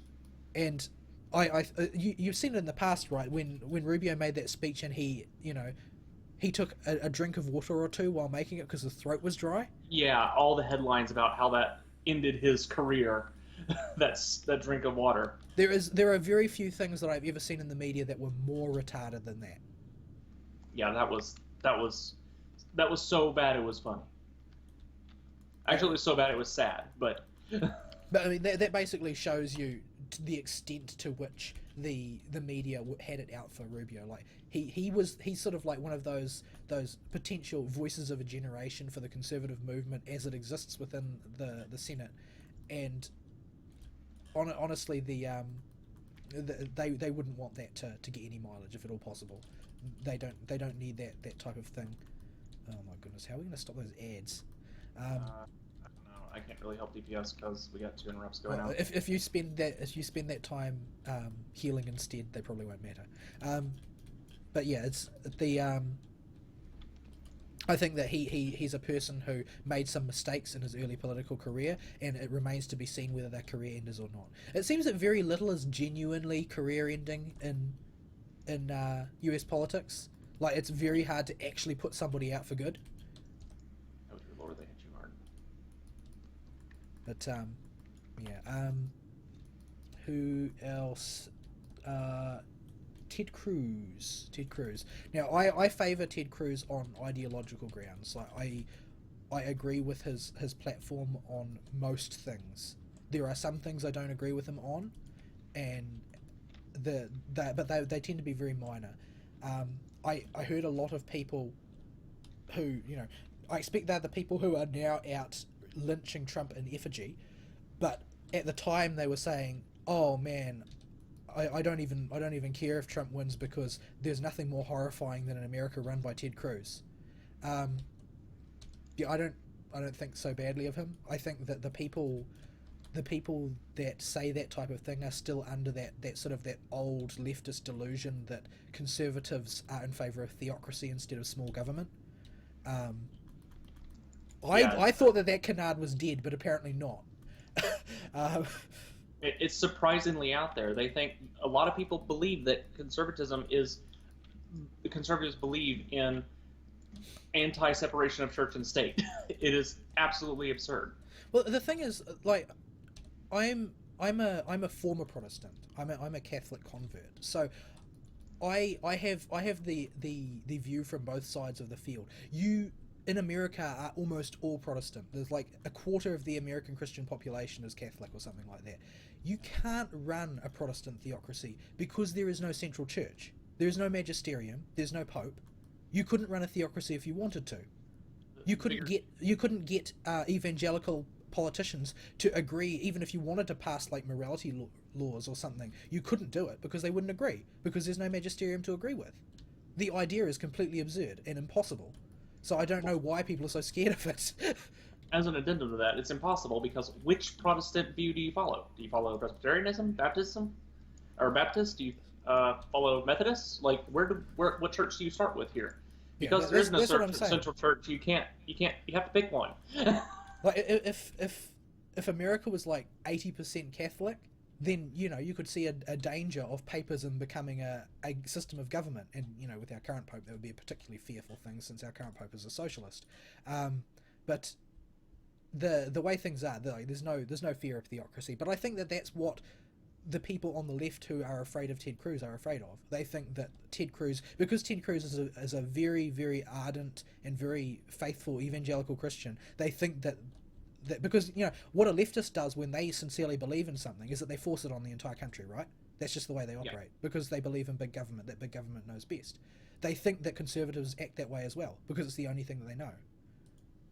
But it's I disagree with Ted Cruz on some things because I'm more conservative than Ted Cruz in some respects, which is scary to think about. But generally speaking, I liked his platform and his approach the best. And all that said, think that he would be as a right winger. I think he would have been the best president and one of the worst candidates. Like, I think that he's a really bad presidential candidate. And while I think he is certainly the smartest person on the field. Like, if we take for granted that that Ben Carson is a prodigy in a very narrow field, which very much seems to be the case, Ted Cruz is easily the smartest person there. His IQ's at something like 160, last I heard, and if you've ever watched him cross-examine somebody in the Senate, it is almost scarily impressive. Like, he just takes people apart in a perfectly logical fashion, and there's nothing that they can do. They just end up wailing and spewing rhetoric by the end of it. That's why he got my vote in the end. Cruz got my vote in the end because of the way he handled debates and discussions in the Senate. I think that you could not find a better senator for Texas than him, and he's also the only senator to have ever read out green eggs and ham from the Senate floor. He's got that going for it as well. Was that part of a filibuster? Yes, he was filibustering Obamacare, and he wanted to read a bedtime story to his daughters, but he couldn't leave the Senate floor, so he just had the TV cameras film him reading green eggs and ham to them. I couldn't remember when that was. I thought that was an adorable story. Nobody else in the world seems to think it's an adorable story, and they either think that it's an insulting waste of Senate time, or they just think he's evil because he's a rightist. But you know what a filibuster is, right? Well, the fact is that the left filibusters everything the right tries to do. I don't see why they could be poor sports about it. Shield's back over there, by the way. Oh right, yeah. But yeah, it's. I think that he's generally pretty good, but he's got some really severe core problems, and that is mainly that. Well, the worst problem is he doesn't look trustworthy. It's the same as when I was talking about Rand Paul's hair. Like Rand Paul looks scruffy through no fault of his own. Ted Cruz looks like a shady used car salesman out of no fault of his own. He looks like a greasy con man. I didn't see that during the election, but I didn't have that impression particularly initially. I can almost see where it's coming from, but the fact is that if you look at not what the media, but like the people on social media said, that's what everybody thought of him. Was that he just looked suspicious. I got the impression of he's the Zodiac Killer is a meme joke, and I thought that's as far as it went. No, that came out long after. Like that, the idea that he was a sleazy used car salesman massively predated the Zodiac Killer gag. And one of the things that impressed me the most about him was that he joked about the Zodiac Killer thing himself. Yeah, I thought that was really funny. I think that and this is something that he has over Trump as far as I'm concerned, is he is much better at laughing at himself than most of the candidates, particularly Trump. And I think that, taking yourself too seriously is a really bad thing in a person who's going to be in a high stress job. Well, it makes you seem more human as well. Yeah, it does make you seem more human, but also, I mean, like, in practical terms, if you're a sort of a highly strung person in general, you're more likely to say something that you'll regret in the name of your country, which is sort of dangerous from a foreign policy perspective. But yeah, it's I think that he didn't have what it took to win because of his deficiencies as a public figure, not as a president. I think he would have been the best president. I don't think he would have been a great candidate because, and there's the other thing is that he's got that Baptist preacher voice. Yeah. Oh, I hit the button too soon. We're going to get shellacked when the apocalypse comes up. But yeah, he's got that sort of moralizing, hectoring type of voice, and I don't know how to describe it. It always sounds like he's preaching, and people feel preached at by that. They feel like they're being judged, and he doesn't have to talk that way though. I think he's just unpolished. Like, oops, oh dear. The best that I have ever seen Ted Cruz is when he made an appearance on Louder with Crowder. When he wasn't wearing a tie, he was just sitting in front of his computer, chatting with Crowder. I think I saw that episode. On the show. And he's relaxed. He's able to explain his positions in a friendly fashion, talk candidly about himself and and his views on the campaign and whatnot. He's better that way. Anytime you put him in front of a camera at a podium, he starts to preach. And people don't like that. They feel like they're being moralized at. That's the thing that I don't like about Obama, is that I always feel like Obama's preaching his views at me. Like he's laying down some truth on us, sort of thing. Like he's our moral better, therefore he should tell us how to think. And Ted Cruz has a similar impression for a lot of people. It me that way because I'm from the South and go to a Baptist church, and a lot of the men here speak like that. A lot of men in the South do talk like that. So he probably got it like that because he's from Texas. And if other people notice it, I did not, because I'm conditioned to just tune it out. The thing is that outside of Texas, there is almost no population in the South compared to the rest of the country. So he can't. About 16 votes.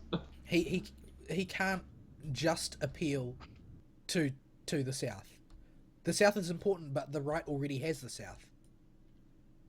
Yeah, well, what I'm saying is I didn't notice his voice particularly sounding preachy because I'm conditioned to not notice it. Well, people who aren't in the South are oversensitive to it. So, yeah. But yeah, I think that he's just got... He's very close to being a good candidate, but he has a lot of these just little things that are...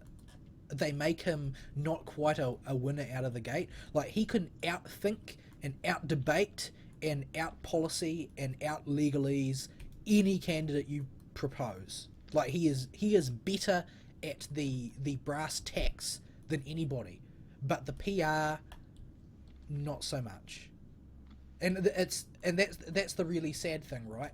Like, PR shouldn't matter as much as that. I mean, he's not going But to make huge foreign policy mistakes or anything, and that's all that PR is really worth, is an execution. When it comes to running a country, if, like, imagine for a moment that there's an America that is, like the founders intended, and the presidential office is only for making foreign appearances and rubber stamping important documents and making the decisions about whether the country will go to war, making sure the Constitution is the sort of the guiding document, not interfering with the other branches of government. Like, if that was the America that you lived in, there's basically no better president than Ted Cruz. Unfortunately, you've got this incredibly bloated, inflated state with a ton of power, and PR and celebrityism seems to be all that matters. So, he's not a good candidate in that sense. I chose to vote on the side of idealism, that America could be that one day, and this would be a good way to show America that it could work. If I had been voting in America, I would have voted for him in the primaries, because to do otherwise, just, it would have seemed silly to me, because he's what I would have wanted in a leader. He has very, very strong moral principles, but he doesn't let them get in the way of people's freedoms. Like, one of the situations that I disagree with him on is, say, abortion. Like, I think abortion is a strictly human rights issue, and therefore it's not. The states should not be free to choose to allow it, because it's a contravention of human rights. I mean, people don't agree with me, and I understand that they don't agree with me. And Ted Cruz doesn't agree with me either. He thinks it should be a states' rights issue, because he's a huge, huge proponent of states' rights, and I understand that. But he erred on the side of giving people more freedom. The theocrat that everybody is afraid of, erred on the side of giving people more freedom over an issue that he deeply, deeply disagrees with. Yeah. The idea that he's a dangerous theocrat doesn't hold any water with me. But yeah, so that's the roundup of losers from the primaries, and Hillary Clinton and Donald Trump both won their primaries.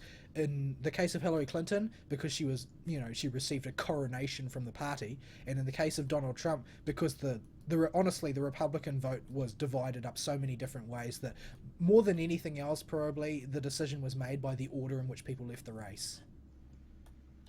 Yeah, at the end, I'm very sad that people did not switch their vote to Cruz, that still had not voted yet. And it is very sad the case that could not concede and admit defeat. So we were stuck with Trump. And even though I do vote conservatively, I am very, very not happy with how the election turned out. I did not, oops, I just got ice cream. I did not want Trump to be my president. I can say that with confidence. There is no future or past where I would say, yeah, I want Trump to be the president, and he is my number one pick. The thing is that there is a future where you say, I would rather have Trump be president than let Hillary into the White House. Well, that was the present, not so much not so much a potential future. That's what it came down to. But we'll talk about the general election after we talk about the two people that got elected. So, man, I'm sad. Primaries were a mess everywhere. If it had been Bernie versus Trump, it would have at least been interesting to watch ideologies fight. I think Bernie would have crushed Trump in that hypothetical future, but it at least would have been more sane, and I could understand why people would vote on the left. And it would not be a search for why do these people think this way, like it was when Hillary was nominated. But we didn't get that. We got Hillary versus Trump, which was horrifying if you're looking at this the way I was, where it's like, how did we get to a point where media time and being the biggest voice and for Trump and getting the nomination handed to you by cheating that Hillary did and collusion? Like, if this is what democracy has become in the U.S. now, this is horrifying. Well, the thing is that this is what democracy does. This is why you were supposed to be a republic, so that you don't end up with populism deciding everything. But the reason why populism ended up deciding everything was because your republic had become staffed entirely with Congress seat warmers. Like and there are some things within Trump's policy platform that I agree very, very strongly with, and one of those things is a limitation on the amount of time you can squat on your seat in Congress. Yeah, I'm not sure a whole lot of people do disagree with that. I think even a lot of people on the left agree with that, at least from the people I've talked to. But I mean, this is where you can find things like bipartisan agreement, right? Like, as I said, I don't have a lot of sympathy for the views of the left because I think that they're wrong on a lot of things. But if you look at, and this is something that Bill Whittle's fond of saying, if you look at the right wants government to get out of business and stop interfering so businesses can run the way they want, right? The left thinks it's the other way around. They want business to get out of government because they think that businesses are buying out the government. There's a lot of agreement to be made there because we both want the same thing, just from a different angle, because we think different things are true. It be that businesses should have to use government at all, in my opinion, and it is rampant. Yeah, businesses getting their grubby fingers in government is a problem, but I don't think the liberal way of approaching the problem is correct. I believe the problem is giving more power to small business, which is why I generally lean more conservative. Well, I know, but what I'm saying is that over the course of time, you can build a consensus by pointing out that what they want is the government to get their businesses to get their paws out, and what we want is for the government to get its paws out. So if we just, separate the two entirely, then both of us get what we want. So I think that's the way forward there. But I mean, that it would be nice if a question like that, a philosophical, political question like that, was what this presidential campaign was about. But sadly, it wasn't. No, it was who could make the most noise. And boy, did they ever! Boy, did they ever! It was quite the debacle. Let's see. Since we've done with that, I need to go to do. Where do they want me to go now? I need to go do Blackrock Hold. Can we do that two-person? There's no... It may end in disaster, and we may want to call it early. Ridiculous, that place. Right, well, we'll take a crack at it and see how it goes, because that's just what we do. It's how we roll. I've got blasts. I don't plan on raiding. I think I'll half, actually, because it's going to take forever to get there regardless. Probably should dream walk, but I already started flying. Right. Yeah, so the campaign launches off, and I think that both parties sort of don't really know what to expect, or rather, they are under a misapprehension. I think that the Democrats started off thinking that they had already won. Yeah. And if you look at some of the emails that got leaked out from the DNC and from the Hillary campaign, it sounds like that they were trying to make sure that Donald Trump won because they figured that he was so dirty that it would basically insulate Hillary from similar accusations. It's clear underestimation of the giant break through the elitist window that Trump was. They didn't expect his impact to be that big. Instead of just making a dent, he left a crater and drew a lot of attention. Yeah, and I think that the problem was not. I don't think it was a special skill applied by Trump to the extent some people do. Like, Trump was a unique candidate. He's a candidate from the pop culture. He speaks to the people. He speaks as the way the people speak, and somebody assessed that the reading level required to understand a Trump speech is something like 3rd or 4th grade. Yeah. And for a Cruz speech, it was like 12th or 13th grade. That is certainly true for when Trump was not. Later Trump speeches, when he began talking about policy, he seemed to clean himself up. You mean when he began reading from a teleprompter? Yes. So it got a lot cleaner. But yes, Trump speaking off the cuff he sounds like a 12-year-old. But not everybody is an intellectual. Not everybody went to college. Not everybody graduated high school. But all of those people still have votes if they're citizens of the United States of America. So you need to be able to reach those people if you want to win. Yeah, and this whole election has been very strange. This is the only election where I've had to sit down for days, weeks even, talking to people going, I don't know what's the correct move. Do I vote third party to put the statistics to skew to show nobody wanted this? Do I vote Trump just because I really know the policies of Hillary are bad? It took me forever to make a decision to finally vote for Trump. Yeah, the thing is that there are lots of votes, even for a very principled person. There are lots of reasons to vote for Trump because mainly because Hillary is so bad. That you need to assess, you need to do a risk calculation effectively.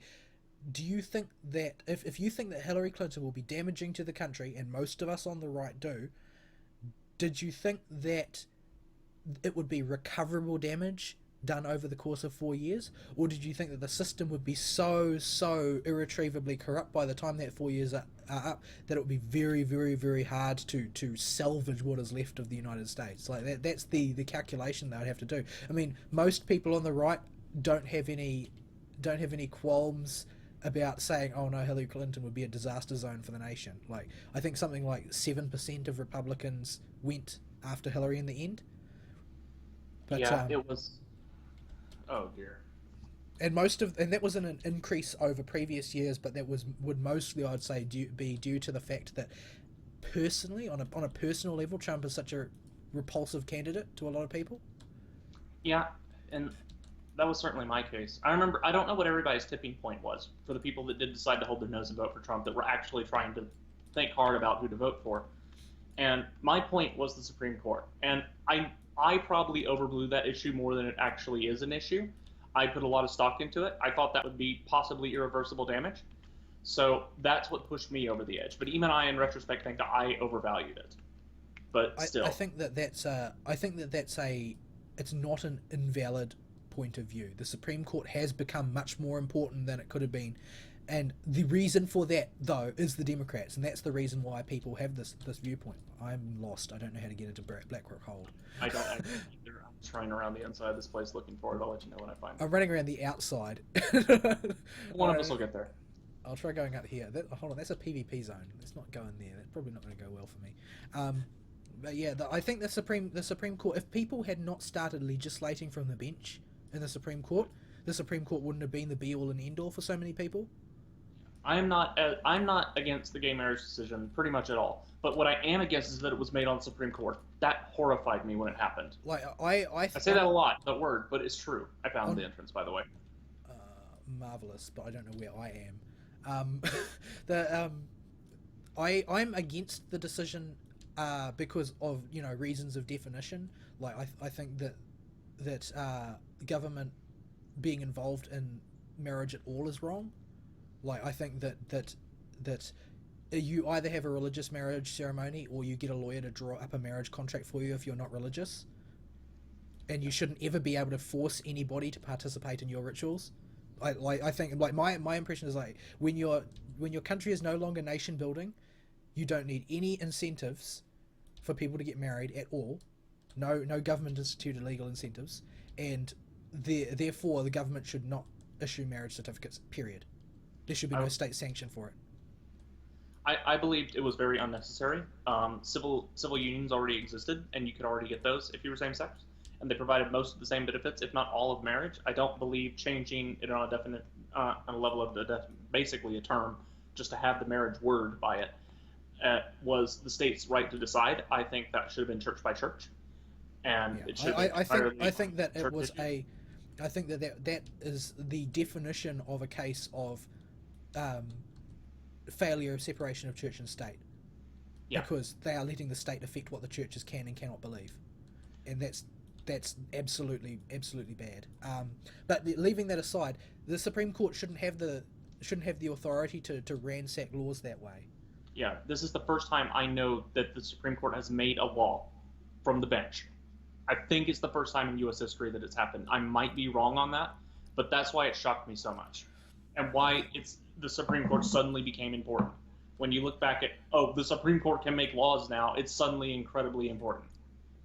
I mean, there are a lot of historical Supreme Court decisions that I don't agree with, even stridently don't agree with, but provided that there is some balance there, usually it's not a problem. The problem is that now that they don't consider anything off limits. Nothing is off limits anymore. And so I really do understand that. The with saying that Trump is the solution to this is because nothing in that logic prevents the Democrats from repeatedly filibustering nominees until they get one that they like, and Trump has said from the outset that he's going to do deals with Democrats. Like so let's say that he nominates an ultra-conservative judge for the Supreme Court, and it goes to the Senate, and the Democrats decide they don't like this, let's filibuster it, then one of two things can happen. Either they'll go back to Trump, and Trump will say, let's deal, and we'll give them somebody that they like, in which case you don't gain anything by having Trump in power. Or, on the other hand, the alternative is that Mitch McConnell grows some testicles for once in his life and ends the filibuster using the force of the majority in the Senate. Yeah, it is. I'm not sure if you need a supermajority for that or not. I don't think you No, do. you just need a majority. You need to have the majority, but, you can do it with the majority. Yeah, but the alternative was Hillary, who would put somebody that the Democrats wanted in for sure. Well, the And fact is that she could have just had, we could have just had the Congress, I mean the Senate filibuster her suggestion. The media would have utterly demonized the Republican Party for it, but they're going to do that anyway. So what difference does it make? Like, this is just thinking out loud. I don't think that she is guaranteed to get her way any more than Trump is guaranteed to get his way when it comes down to the Supreme Court. I think the Supreme Court is very, very important, and I think that it is in a very dangerous position right now, but I don't think that Trump is a guarantee of anything. no, but I think he was a much safer choice than Hillary, which is I why think the upside of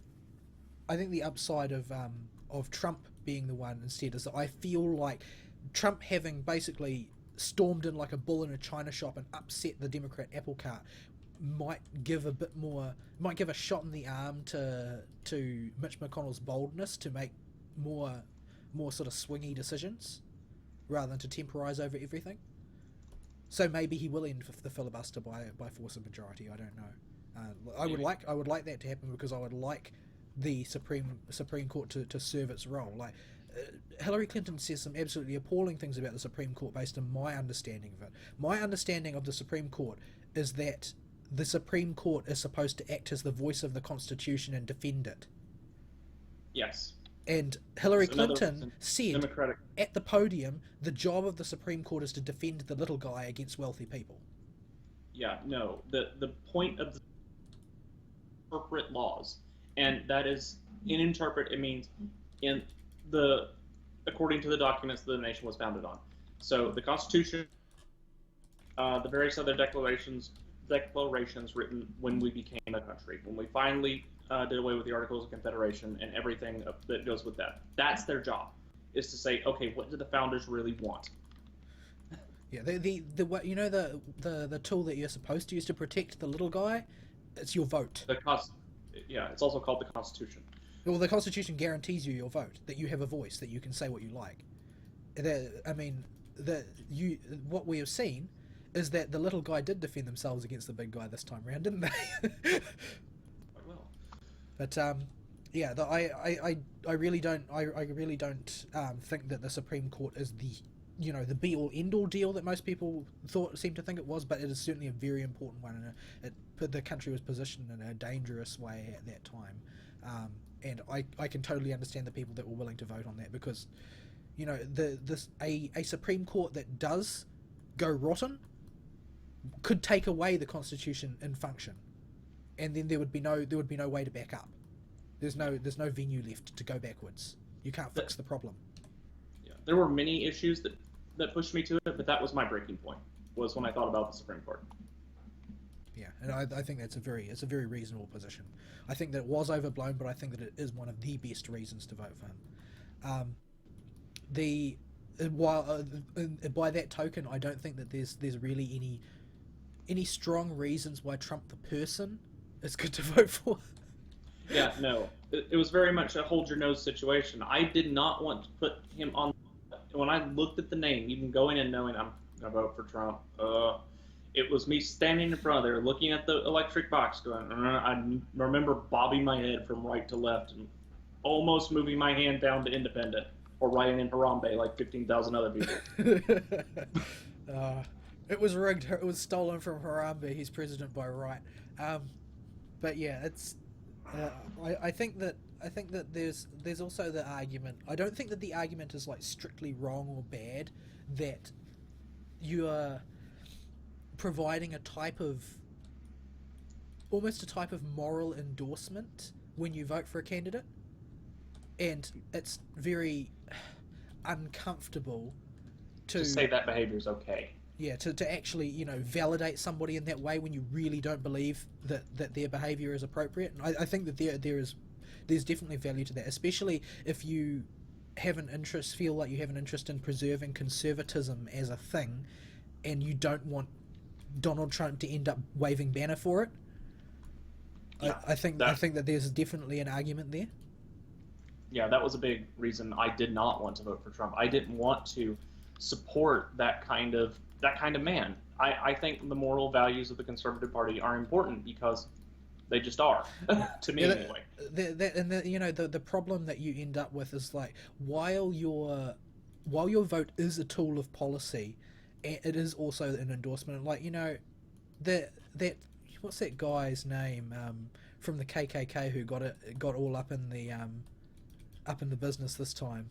I can't remember his name. It is son from Georgia. Um, but he endorsed Trump, and there was a big debacle over Trump taking too long to renounce him, to denounce Oh him. yeah, I can't remember the guy's name offhand, but I think he actually said he was okay with the vote. A vote's a vote. I think that's what he said about his vote because he didn't quite understand what endorsing the vote meant yeah. Well, politically.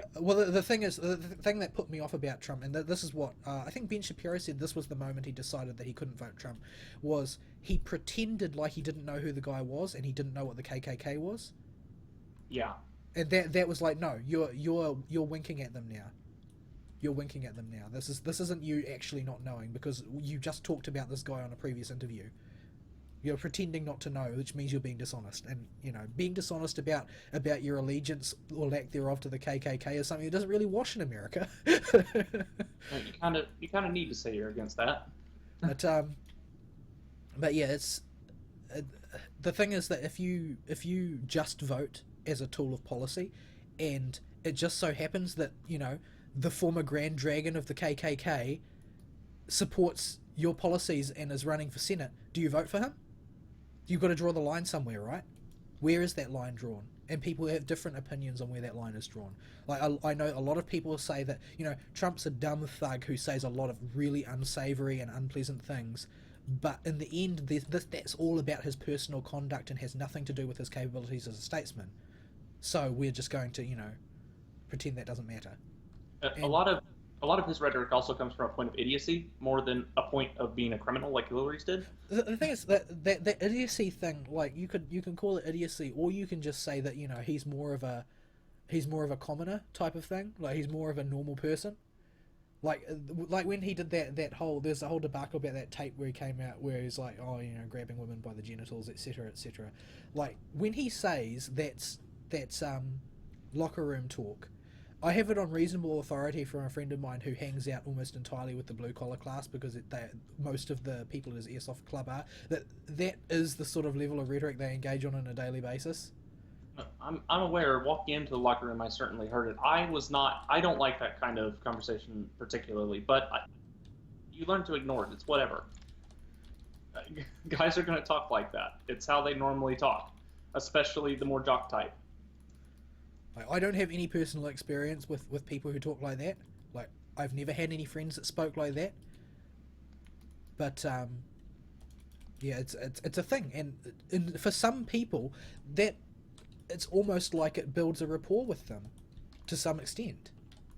Yeah, it's Yeah. just male locker room talk. I mean, it's not very savory language. I don't particularly like it. I think it makes him gross, but I don't I don't think that it reflects that he is an evil person, just a crass one.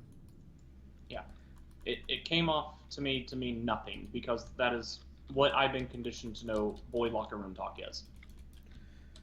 But the sort of the vague winks that he's given in the direction of the KKK, the anti-Semitic elements in the alt right, that kind of thing, like that's a bridge too far for a lot of people, and I totally understand that.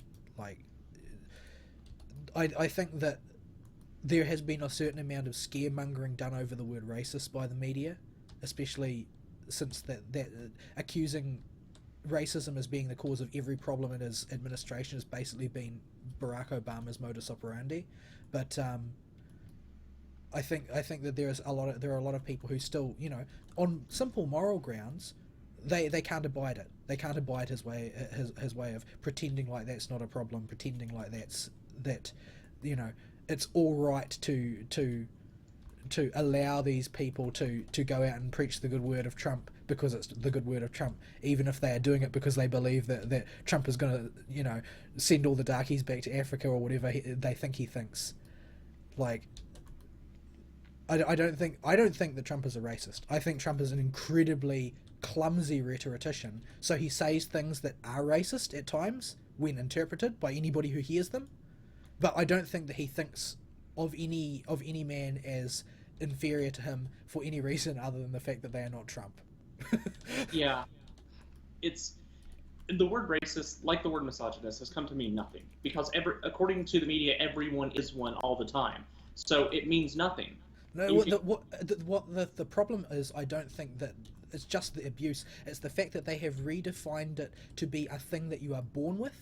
You are born racist. yeah, You are and not. You are not actually. That is a racist allegation, obviously, that you are born racist. But that's what they think. They think that you are born racist. That racism isn't behaviour and it isn't learned. It's something you're born with. That's the whole privilege argument. if you play pretend and live in the fantasy world that is the case, then it means nothing to call someone out on being racist even more because it's not something they can control. Yeah, it's self-contradictory. But, you know, self-contradictory stuff is pretty much par for the course for the progressive movement these days. Yeah, it's I think that a lot of the things that they attacked Trump on over the course of his campaign were not the things they should have been attacking Trump on. Like there are much more valid avenues of attack on policy, but because policy doesn't seem to be a discussion point in United States elections, This election, it just sort of fell by the wayside, and you end up with basically slugging matches. It's really cringy to watch, really. But yeah, we're actually going to have an ad phase at some point in the future, and it's going to be a huge mess, unless that's only in heroic. I don't know. But yeah, it's Second. I don't know. The media's treatment of Trump has been a very odd one, and I think that's because fundamentally, the Donald Trump is a media creation. They made him. Every part of him, that celebrity personality, that's their creation. He's media. He's their tool, and the tool went AWOL, and they didn't know how to deal with it. Yeah, you cannot blame a reality TV star for acting like a reality TV star. Yeah, he has learned through the benevolent sponsorship of their networks that if he behaves in this way, he will make a ton of money. Get a lot of attention and be very popular. And hey, look, being popular wins you the election. Yeah, like what he wants is to have the golden letters Trump stamped across the public consciousness. Because you've told him that that's his job, is to be that person. I mean, that's just the way it is. And he's wealthy and irreverent. I don't think he's as wealthy as he says he is, because no external valuation has ever managed to place his wealth anything near that level. But he is certainly wealthy. I wish he wasn't so oversensitive about it, because that's one of his huge weaknesses. You would have seen in I think the first debate, or was it the second debate, where I think it was in the second debate, Hillary went after his wealth, saying that, oh, he's not as wealthy as he says he is, and Trump completely stalled out. He just spent the next 10-15 minutes trying to claim, oh no, I actually am wealthy, look how rich I am. He bragging about how rich he was, the hotels he'd opened and whatnot. Like, he got completely sidetracked because he was forced on the defensive, and that was very, very cunning debate tactics from Hillary. Well, his weakness is oversensitivity. Yeah, oversensitivity to personal attacks. That's very much where his weakness is. Since Hillary's a robot, she doesn't have that type of weakness. But yeah, I think that on a policy level, Trump doesn't really know what his own policies are. Yeah, it makes it hard to justify voting for a guy that doesn't even seem to know what he wants. Yeah, I think he doesn't know what his policies are. However, I think that Jeff Sessions and Newt Gingrich and Rudy Giuliani do. And Mike Pence does as well. And none of them are bad people per se. I've seen there's a huge amount of propaganda going on about how deeply, deeply evil Mike Pence is right now. I haven't really noticed it. It must be more on the internet. Oh, it's because Mike Pence has taken like very conservative stances on the restoration of freedom of religion stuff, and because Trump is not. Because Trump has all these photos of him happily smiling and holding LGBT rainbow flags, they can't attack him on that. Let's just run to the top, maybe. Is that the best way to do it? Can you survive? I don't know. I'm putting the life bloom on me. Oh God, please. Put one on me too.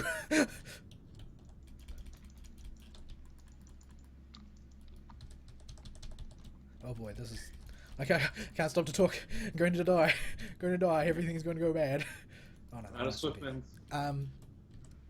Where was I? Oh yeah, so he's... Because Trump has all of these photographs of him smiling and holding rainbow flags, it becomes extraordinarily hard to use the traditional progressive attacks against him. Because Donald Trump is a Democrat. Seriously, he's a blue dog Democrat.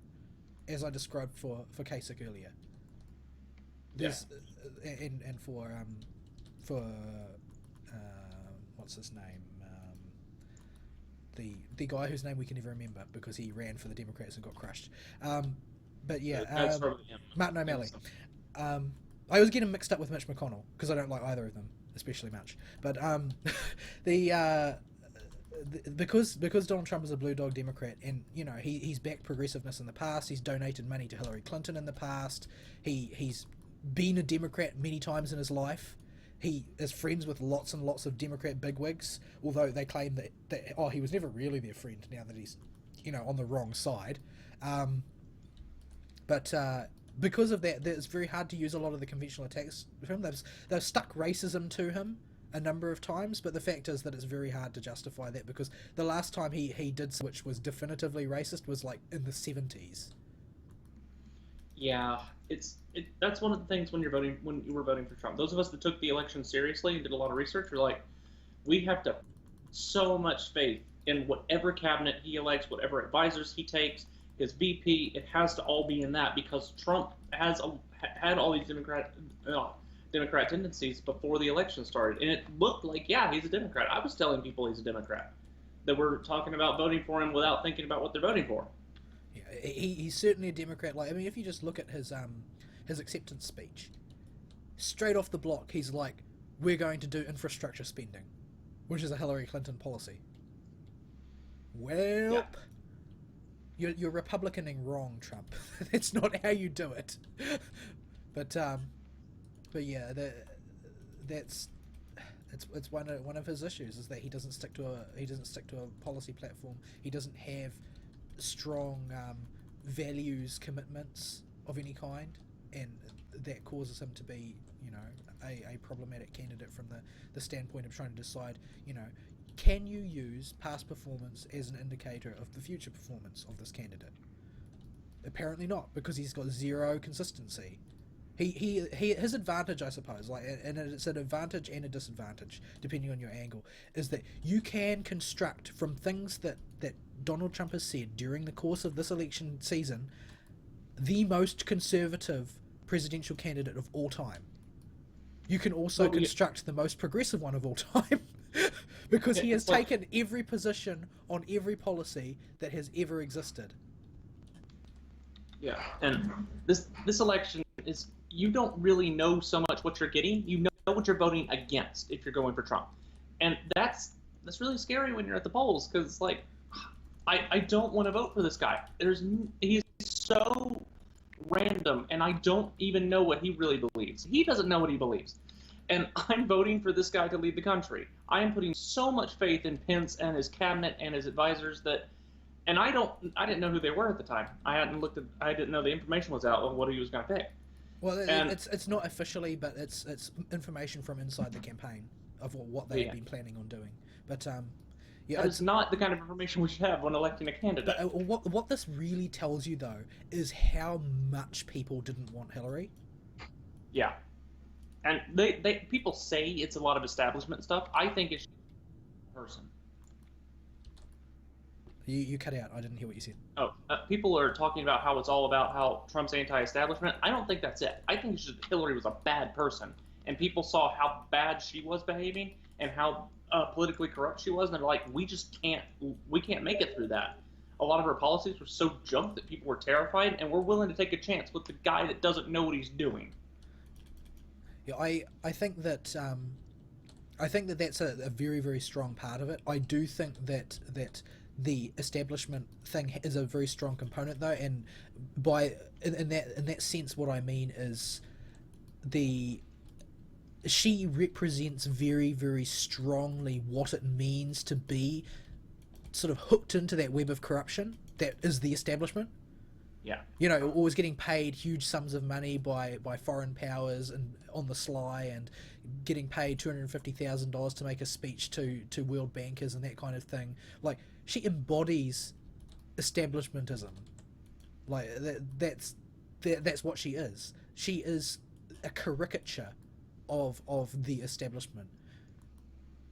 Much in the way I was saying that Jeb Bush was the perfect villain for Donald Trump to be, you know, a radical Republican versus a complacent establishment Republican. Hillary Clinton is likewise a comical caricature of all of the nasty types of corruption that spring up within the Democrat side of the field. yeah. It's hard to believe she is not a cartoon character when you look at all the stuff that was going on, and there's no way you can support that. Not if you've done any research and are not just a blind tribalist. Yeah, it's sort of hard to believe that anybody supports her given what she's done, and I think that the only people that are supporting her really are either, you know, diehard we must have a female president feminists, or they are that afraid of Donald Trump. They Because I mean the media has made it sound like the election of Donald Trump represents literally the apocalypse. Yeah, it is.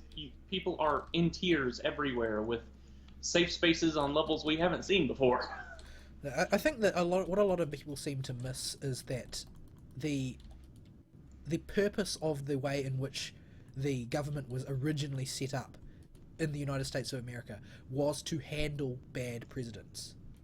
It was not Yeah, to handle good presidents. It wasn't under the assumption that presidents were always angels and they would always be good. It was designed to soften the blow that a bad president would be.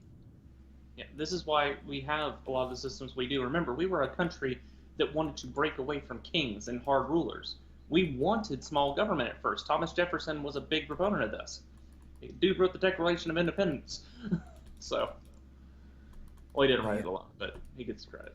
So most of this is just sort of running around with the hair on fire. I was particularly, I had to laugh. It was disgusted me, but I had to laugh. Oh, hold on, how are we going to handle this? We don't know CC. I should have brought some CC.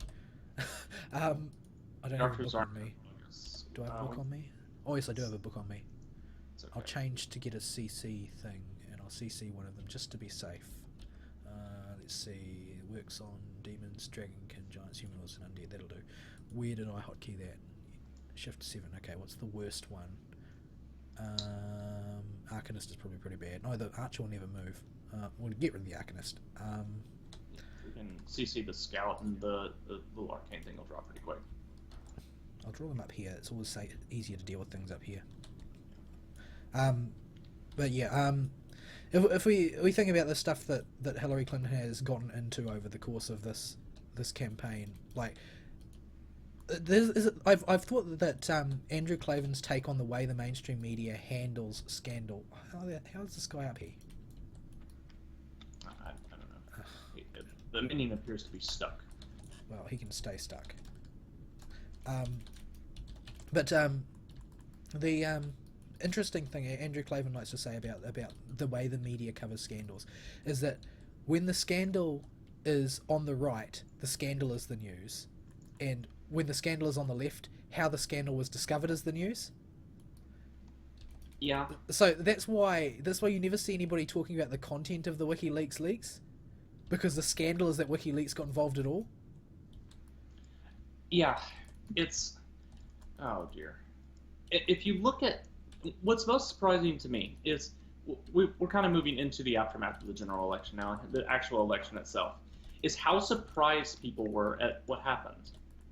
We haven't quite talked about election night, but the results have shocked people, Yeah. which is Well, a point we needed to bring up because tribalism is a huge deal, and it's where all this media coverage stems from. I found it absolutely delightful. Like watching the faces of the mainstream media outlets, watching the election results count up, looking at their faces as they just fall, and like the amount of tears and wailing and gnashing of teeth that grew out of it.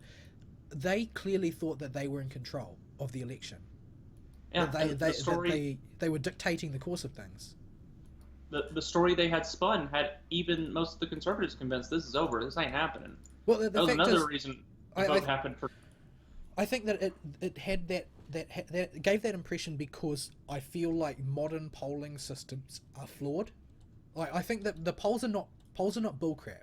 There are a lot of people who think that polls are just bad and wrong and dumb, but come around the corner.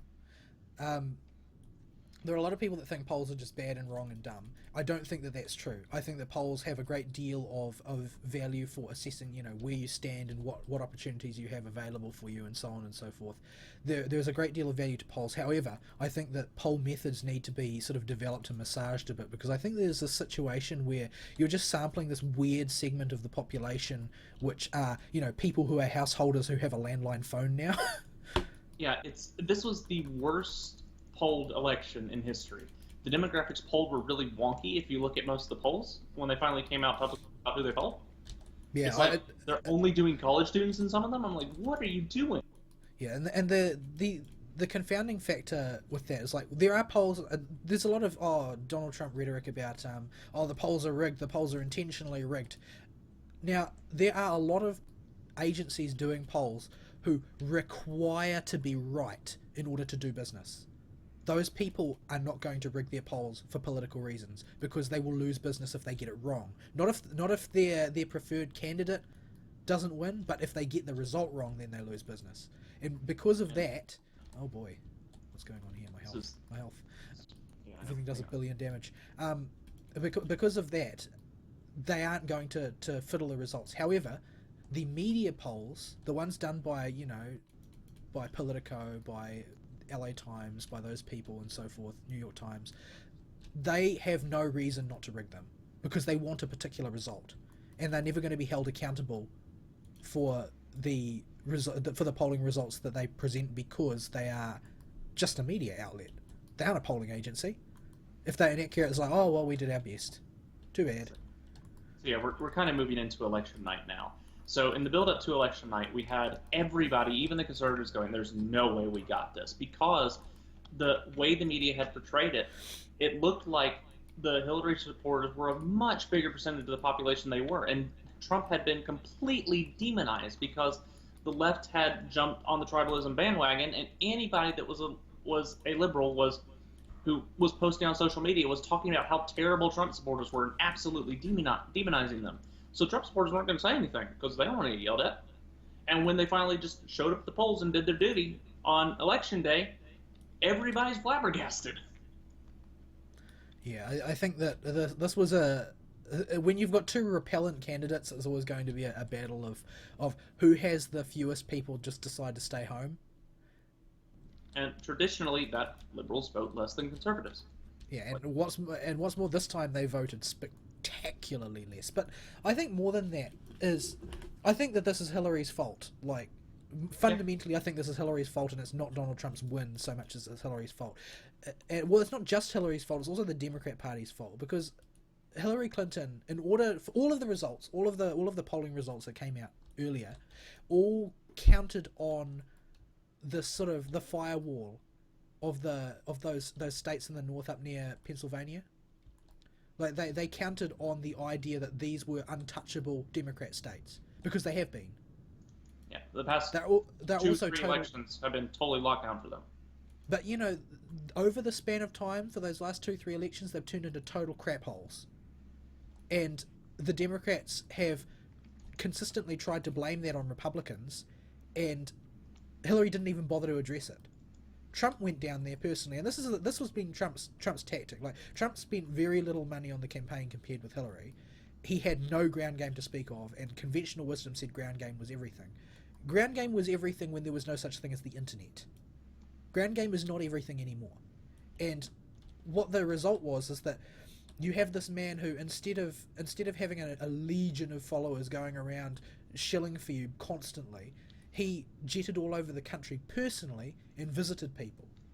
And so you end up with this situation where he'll like go into some inner city ghetto, and he'll go to a black church there, and he will talk to the people there and say, look, I know you're not going to vote for me, but I want to do X for you. I want to make your life better, and these are my ideas about how to do it.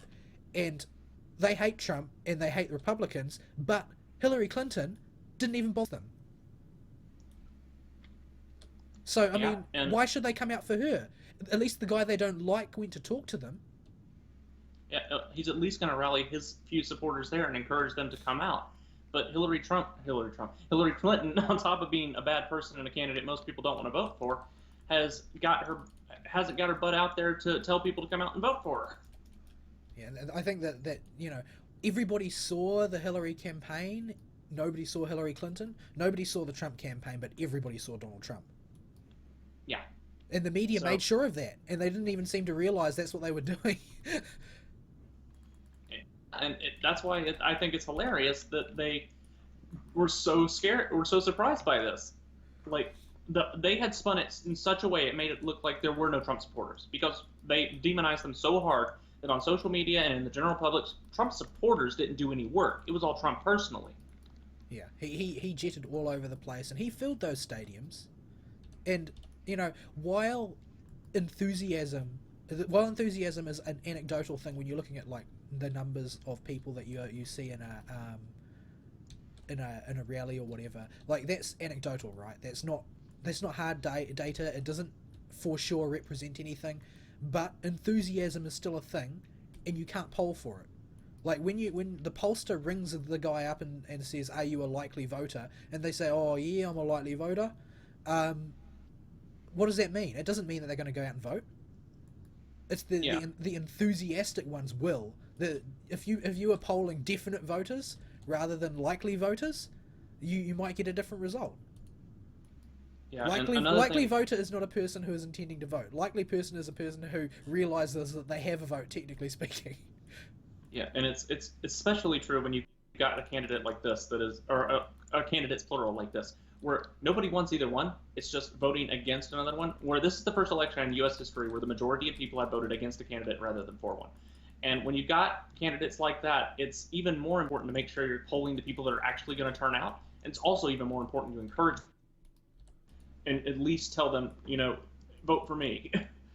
But you've got to be careful, as Clinton showed. You can't completely demonize the supporters of the other group, or you're going to turn people away. Well, I think the other thing is that she also very seriously took for granted the traditional... Why is it chasing you all of a sudden? The traditional demographics that she had. Like, the one thing I heard about, because, I read the Catholic news, so the Catholics in the United States of America tend to vote very far left. And the reason for that is that most of the Catholic community are immigrants from South America or Mexico or Ireland or the continent or whatever, right? And because they are old school immigrants, they are also old school Democrats. And because they are old school immigrants, they vote, whoever is friendliest to immigration, which is always the Democrats. So traditionally, there's been a very, very heavy slant of pro-Democrat vote in the Catholic community. Catholic values are actually all extraordinarily conservative, so it's not uniform. But this is I think, possibly the first time that there has been a significant majority slant in favor of Republicans from the Catholic community. And the reason is that even the rich white Catholics, when they gave their beloved Hillary Clinton an invitation to come and speak at some degenerate heterodox Catholic university, she said she didn't even answer them herself. Her campaign spokesperson who was handling the invitation said, "We aren't really interested in reaching out to you." because you're going to vote for us anyway. Yeah, and that's not what you need when voter turnout is going to be spectacularly low because people don't want either candidate. You cannot But have that. those are not votes which will go Trump, but they are votes that won't show up for Hillary. They will not show up and vote for someone. That's the same as giving your vote to the opponent. If you are against the opponent more than you're for the current one, you're doing the exact same thing by not showing up. Yeah, it's like a non-voter is usually a person who doesn't want to give their moral imprimatur to the person they would normally vote for.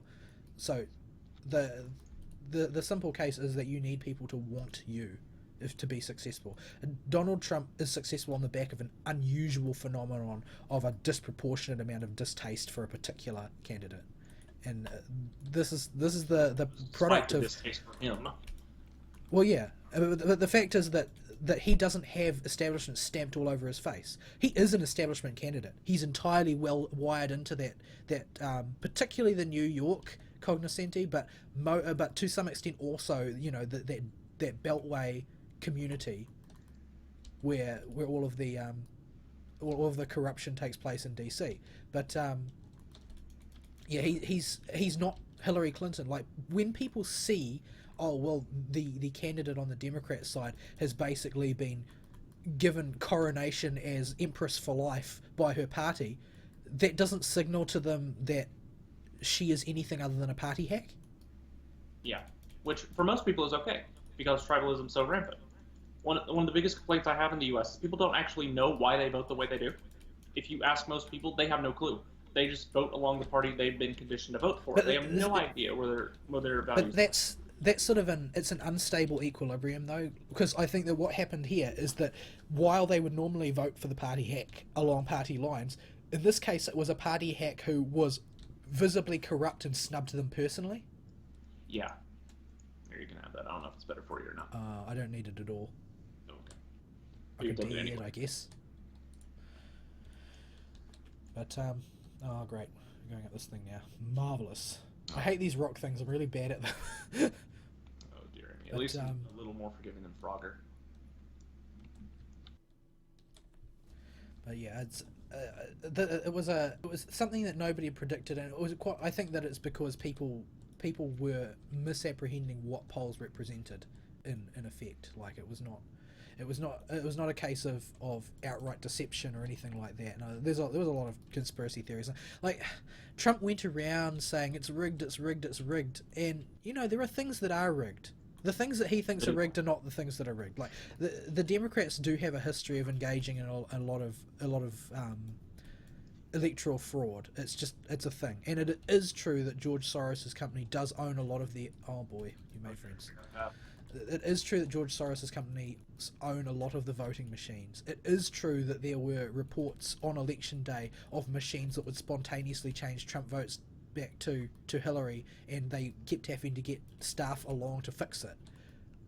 Those things are true, but that is not where rigging comes from. Like, I heard a thing from a guy who had really studied the voter fraud phenomenon, and he reckoned that if they managed to carry out a perfect all hands on deck situation of voter fraud, like the legendary idealized, we're going to do everything we can no matter how immoral to swing things our candidate's way, the most that they could swing it would be 2 to 3%, and generally speaking you're never going to see anything like that. So voter fraud is not the way it's rigged. The way the rigging takes place entirely in the information flow. I mean, if you had a media which covered Trump scandals and Hillary scandals in the exact same way, to the exact same extent, I don't think that Hillary would have done quite as well as she did. Well, she'd have been blown up in a week. Yeah, because if the media hadn't been backing her and trying to defend her, she'd have been done. She would have lost the primaries before she could make a first speech. Yeah, because a lot of the stuff she's done is indefensible, but they spin and they spin and they spin, and they're good at it. They do their job well. When it comes to shilling for their preferred candidate, they're very good at their job, and they know where to push and where not to push. However, they have gotten rusty. They've gotten rusty in an environment where, you know, everything has basically gone their way for 8 years. They've had complete domination over the public discourse. Like, I think that they're not as good at it as they used to be, and they assume that they are perfect at it still. a lot of it is they have a whole lot of personal investment in this. If Hillary was to get elected, she'd owe them favors, and Well, she would have to be nice to them. I think Well, part she of it wouldn't have to be, is but she just would. the modern culture, right? Like, say what you like, Hillary got a lot of bad PR over her 9/11 thing where she fell when she was trying to get into the van. Now, she told a lot of lies about that repeatedly for no reason. Like, this is the weird thing about Hillary Clinton. Like, most people on the right acknowledge Hillary Clinton's a pathological liar, but the reasoning is not sound. Like, she tells things that are provably lies for no reason and no benefit. It's really odd. So she ended up, after going through about 4 different types of lies about why she fell over, eventually concluded that she had caught some kind of imaginary, non-contagious bacterial pneumonia that doesn't exist in any medical textbook. How hard is it to say I wasn't feeling well that day? Yeah, that's correct. If she had come right out and said, I felt really sick and I really wasn't feeling good, I needed to go home and rest. Like, wouldn't that be enough? You would think the media would forget it in a day. All her antagonists would be like, "Oh, she was just sick that day." So, If she just said, "I'm sick, but I'm not dead. I'm not dying," it would have been over. But she didn't. She lied instead. And what's more, she lied and then changed her lie and then changed her lie, and there's no reason to do that. But the thing is That only that raises suspicion. that 10, 15, let's say 15 or 20 years ago, that scandal wouldn't have taken place, for the simple reason that all of that material was on the internet from a bystander who happened to catch it on their phone. The media would never cover a thing like that, even if they did have it. I don't know whether the media had any tapes of that. It's quite possible that they do. But what went viral was a citizen journalist, effectively, recording it on their phone. Without a selfie, I might add, which was kind of admirable. I can't. All. And the whole WikiLeaks thing, while I don't approve of hacking on ethical grounds necessarily, that's another type of people who see themselves as sort of vigilante journalists. This is a phenomenon that didn't exist before. If there were secrets being held by the government, there was never a situation in the past where anybody could get their hands on those without them being leaked by the government itself. It just didn't happen. It wasn't possible. On a personal level, I am very in favor, not of vigilantism, but of vigilante journalism, as you put it. I am very much so in favor of that because it makes a more informed voter base. We need to know as much as we can about who we're saying needs to run this country. But I think that's the thing about the modern culture, is it's going that way because everybody is carrying a high-definition camera in their pocket. You can't hide things anymore. Not only do I think it's great, I think it makes like conspiracy theorists even more asinine because you can't hide anything in the modern world anymore. Yeah, we have data for absolutely everything that has happened, just about. Yeah, because everybody is carrying a computer which can record high-definition video and take high-definition photographs everywhere with them. That everybody is equipped to make sure that the truth gets out, and I think that's going to really change the shape of things. Like, Donald Trump is a candidate from the pop culture who was campaigning, is president-elect now, in a world which politics is just done differently. When you want to become popular with the people, you do it differently now. You operate via the internet. You spread your popularity via memes. You appeal to the people who are good at spreading that message. Much in the way that the Democrats used to with the mainstream media, but the mainstream media is not the answer anymore. Like, when Fox got set up, it must have cost a bundle. I don't know. They must have had massively wealthy investors to get Fox set up to begin with. Oh, wait, we need to go this way. And they did that, but you couldn't build Fox today. Have any effect if you did, because that's not how media is done. TV station now. Any actual just plain TV station now is very hard to build and take off because the majority of people are consuming their recreational media on the internet, and they're getting more and more of their news from the internet. The only people that are hanging on to TV are people that keep Fox News all the time and are stuck on that like diehards, or people that are in love with MSNBC. Yeah, I think. And CNN. I can't imagine why anybody would voluntarily want to watch more of Rachel Maddow. But yeah, I think that it's sort of like Gamergate was a prelude to the same type of thing. People want to be in control of the content they consume. They want it written on terms that they can understand, that relates to their place in the world. They don't want to be dictated on high the right things to think. And in Gamergate, we saw the collapse of mainstream gaming media virtually. It's been regardless of whether they want to admit it or not, it's been tarred with a brush that is going to be very, very difficult to clean off. You And almost have to go into game journalism now saying we're not like that, but not us. We're not like that now, and you can't have any of the old names associated with you, or you're going to not make it. like all of I the just don't want you. all of the new niche gaming media, they all say ethics as their top line, and they strive to be ethical and to show how ethical they are at every opportunity. They leap at the opportunity to expose offered payola so that they can prove how ethical they are. Yeah, Like, and that's a fairly healthy environment to have journalism taking place in, all told. yeah, I agree. I'm a very big fan of how things have started to go.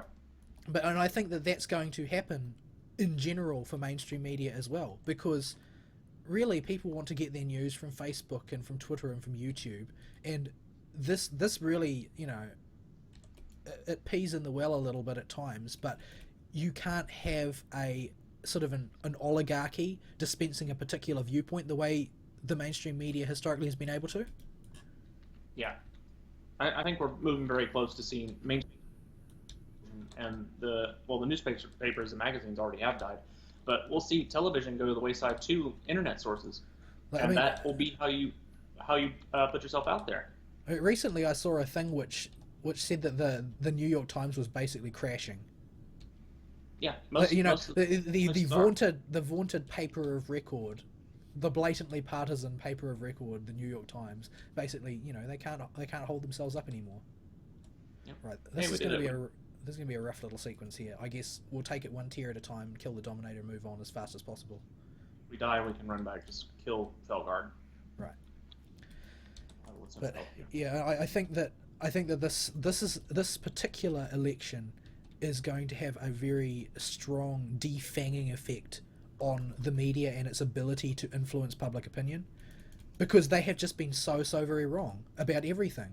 They said Donald Trump couldn't win the primaries. They said that Donald Trump wouldn't be able to hold his own in the debates. They said that he wouldn't be able to win the presidency. He did all of those things with aplomb and with great effect, and had everybody on his side by the end of it who wasn't, an ideological slave of their particular quarter. Like, they were so far in the wrong.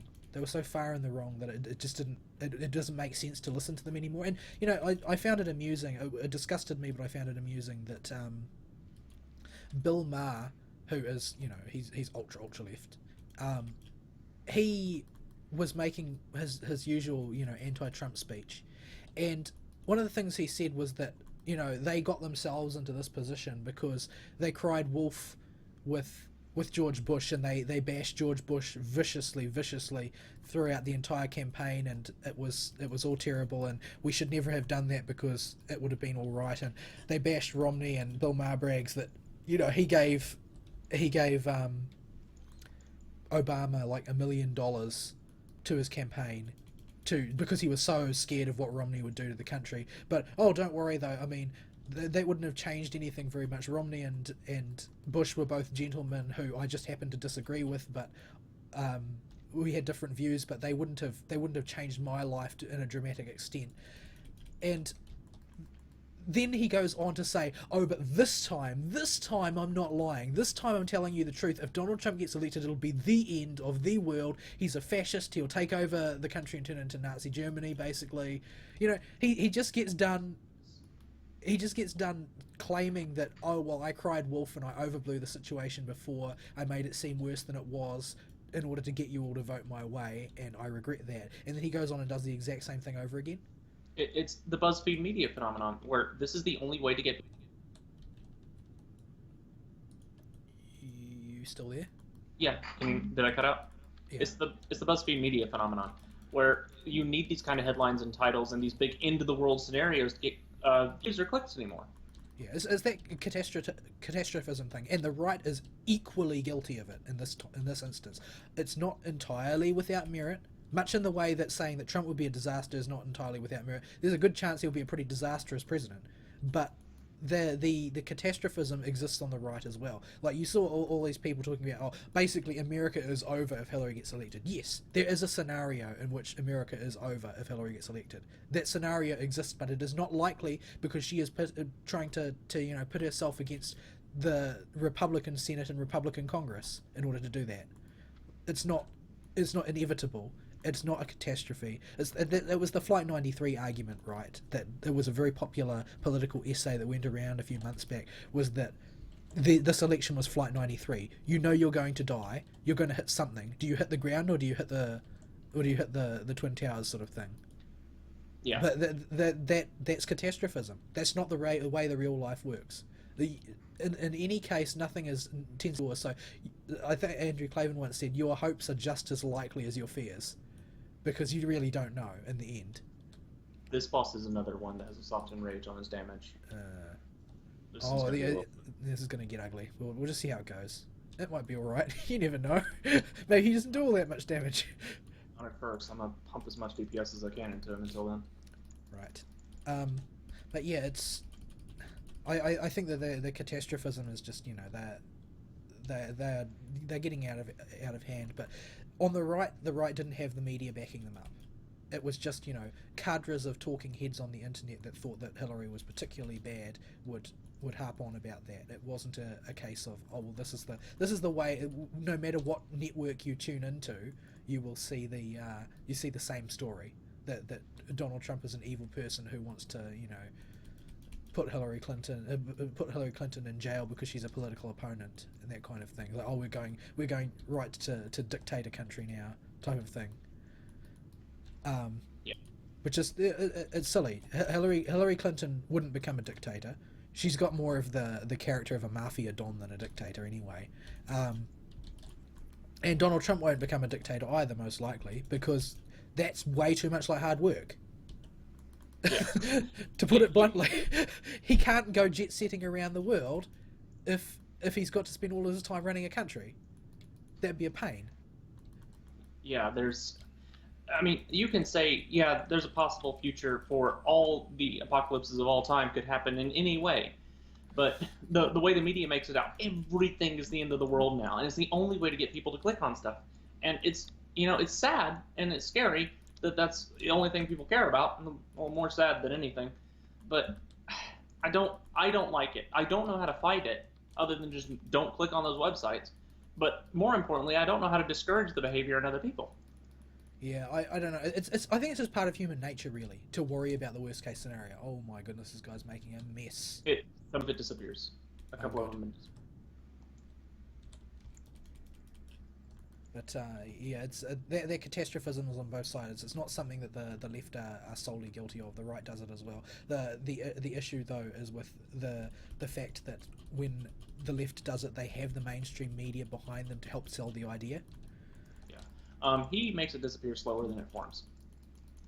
Marvelous. So Can we kill it before we die? I'm wrathing as hard as I can wrath. I'm letting you keep yourself alive for the most part. Yeah, it's very, it's just it's a part of human nature. I think it's something that people need to learn. I think it's like, you see, most of this stuff comes from two types of people. One type is journalists and politicians who live their entire life in that sort of politicized world and don't know anything else. And they use catastrophic language because it makes their position seem more tenable, right? The other party who are guilty of this type of thing are the millennials, because the millennials just haven't acquired the wisdom of age, basically, to put it bluntly. I think that it's something that a lot of people do grow out of.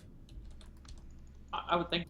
I mean, I feel like I've grown out of it already, although I was never affected by it as hard as it seems the rest of my generation was. So I believe people can get over it and get out of it.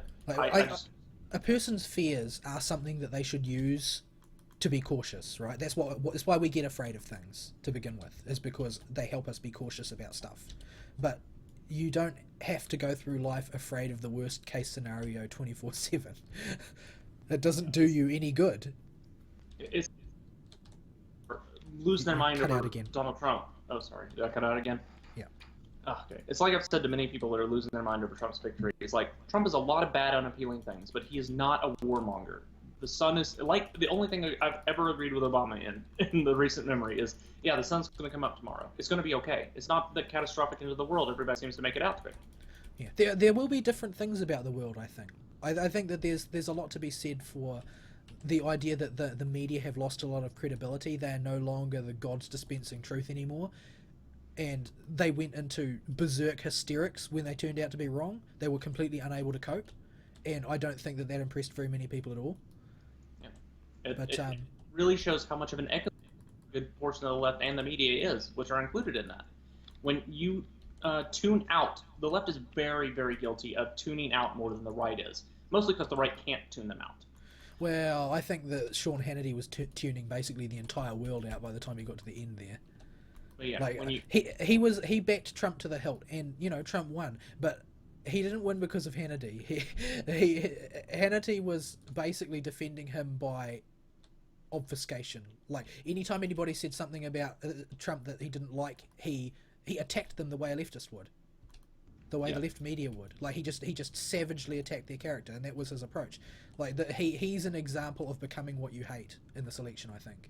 yeah, he's an example of a person falling into a right echo chamber that he created himself, unfortunately.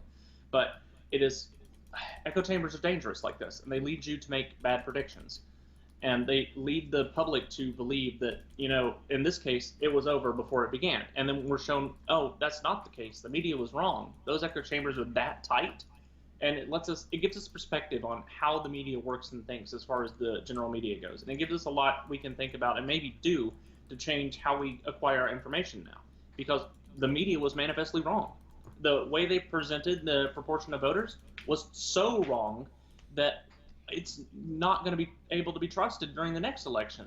It'll be universally dismissed by most Americans. I think, or would like to think, or am afraid of to some small extent, that journalism in general is going to go the way that gamer journalism has had to, and that it's going to be lots of small online channels who do their own investigations, and people get their views from the people and places that they like, but because they're all interconnected with each other. Like the way people browse the internet is different to the way people browse news on television. Like if you watch the news on television, you turn on the news show of your choice and you watch the news show, right? On the internet, you click a link, and then you click a link, and then you click a link, and then you click a link, and you go all over the internet. Well, we assume that's how people do it. I don't actually know how normal people browse the internet, but that's Well, certainly how I get my news. That's what browse the internet means. It's like they don't say. Well, some people don't do it that way. Some people say I read HuffPo or I read Drudge Report. They don't say those are the they people. don't. I mean, Those people get stuck in echo chambers, but most people browse the internet. They talk to people on Facebook, and you can form an echo chamber on Facebook, but you might not. You might not. And you're going to get exposed to various people. I know that there's a sort of the big problem with Facebook, I think, is that it tries to form echo chambers by recommending only people that agree with you ever, and trying to enclose you in that little loop. But yeah, I think that the more voices that you distribute opinion to, the less likely you are to form a stable echo chamber, because memes run riot. And it's true that a lie can run around the world before the truth has got its boots on, but memes run whichever way they want, regardless of what's true or not. So you're at least the truth and the lies will have equal chance. yeah, it is. Oh, somebody is trying to get a hold of me at work, and I'm not going to answer them. When news media is oriented entirely around established networks, you can only ever get the information that they want you to have. And I think that's set to change. And because what was the big obstruction that had to be overcome for Fox News to be established was simply money, right? You needed to have enough money to establish a network, because network news was the way you got your opinion out there, and the people that founded Fox felt like it was too left leaning. Like there were no other voices. Oh, this is not good. I can't. No. I'm stunned. Right, there we go. I'm stunned again. Trying to heal you and got stunned. Heal faster. Swift mend. Don't get changed. No! I'm stunned again. No. Okay, God. Okay, I got you. I think. Oh my goodness. Guest. But I think that that obstruction where you need a significant quantity of capital in order to basically implement your viewpoint as one that anybody can ever hear is gone, because anybody can host a YouTube channel, and which YouTube channels become popular doesn't typically have anything to do with the viewpoint of their content. Generally speaking, the only thing that the viewpoint of their content does is change who spreads it, not how far it spreads. So Yeah. you can see things emerging, like where your network television basically had, like, Clinton News Network, MSNBC, progressive shills, that kind of thing. Like that, apart from Fox News, who, there's been a relentless campaign against their PR. The Fox all got destroyed by bad PR, unfortunately. So, not as much as deserved. They're still bad. They're still really bad. Yeah, But they're they're not. bad. There are maybe two broadcasters there who really live up to the fair and balanced ideology. They try really hard to do that. One of them, for instance, was the moderator of that debate. The one everybody thinks was superb. I can't remember his name offhand. Chris Wallace.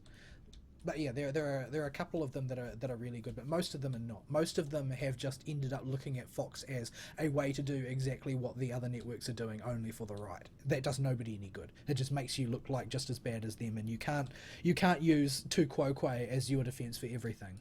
It's a really bad way of it's a really bad way of being ethical in general. But what I'm saying is that you don't need to establish a network anymore. You just need to record yourself on a webcam talking about your opinion and put it on the internet. Like, PewDiePie is incredibly wealthy. The stuff that he says on camera is asinine. Like, it's content free garbage for the most part. A lot of these Let's Players are, unfortunately. But yeah, what's more interesting to me about this than even the media is just how the normal people, because it's been really funny, how they're absolutely freaking out. Well, So that's what the media has told them they have to do, and the media have led them into this. Like, yeah, because and that's the first thing that they say, right? Like, apart from there was one, I think one of the major pundits, when the election was called for Trump, one of the major pundits accused it of being due to misogyny, and all the rest accused it of being due to racism. yeah, it's oh dear, you just took a chunk of health Oh, damage. I'm stuck between the wall and this whirling bladey thing. It's really frustrating me. um, and that's completely asinine, because Donald Trump won less of the white vote than Romney did, and more of the minority vote than Romney did. Yeah, it's a. I suppose if you are the media and you're telling people it's the end of the world, people are going to react like it's the end of the world if they've only got their news from you. I was surprised to find that there are a lot of people who think that CNN is a neutral news source. They think it's the most neutral. But I know people that know it's left It is. leaning, but still It's think it's not the left most neutral. leaning. It is the second furthest left channel that there is after MSNBC, because Well, MSNBC are ultra progressives.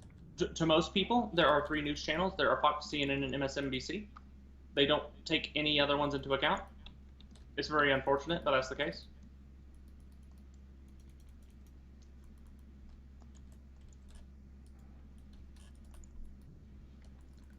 Yeah, that's it's. I think that looking to make network television more neutral is a fool's errand. It's best to let it die. It's like the way that looking to make the mainstream gaming media stop taking payolas, stop sleeping with each other, stop sleeping with game devs and marrying game publishers. It's a fool's errand to ask them to stop doing that. So just don't let it die, and let user created journalism take over. Like, there's a certain amount of stuff that is always going to be covered by journalists in the field and in the networks, and they're not going to disappear overnight as the predominant news source for everybody. But I think that once people find somebody who they feel is like them personally, like on the internet, to get their viewpoints from, they will prefer to get their news from there than some elite who is trying to tell you what to believe. Because people telling you what to believe is what lost Hillary Clinton this election. Yeah, and if you find somebody that matches up with your views instead of listening to somebody tell you what your views should be, oops, I fell asleep.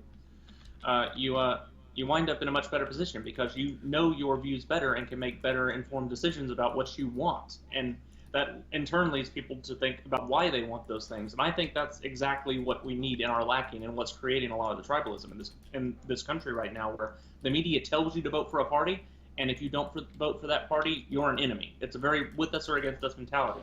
Yeah, I think you need people to, if people want to be political, they need to really sink into what it means, not how it makes them feel. Like that, because as soon as you're worried about feelings, then you're going to, one of those feelings is going to be, how do you fit in with the group? And Yeah. that's not relevant for policy making. But But I yeah, mean, you can think about how you feel as to the why you vote for some things, but it's very much influencing how you vote. but yeah, the everything has collapsed into a total apocalypse at the moment. There's protests, marches in the streets. I've seen photographs of people lynching Donald Trump in effigy.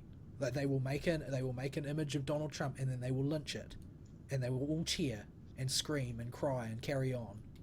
Yeah, Like riots are everywhere. can you just imagine how that would have been covered if the right had done it when Obama had been elected? Can Yeah, you imagine what would have happened if they'd been lynching Obama in effigy?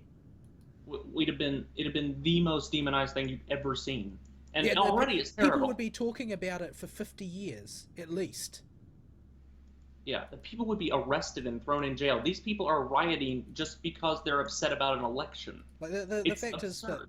this whole not my president movement that is all over the internet and all over the streets in the US right now is asinine.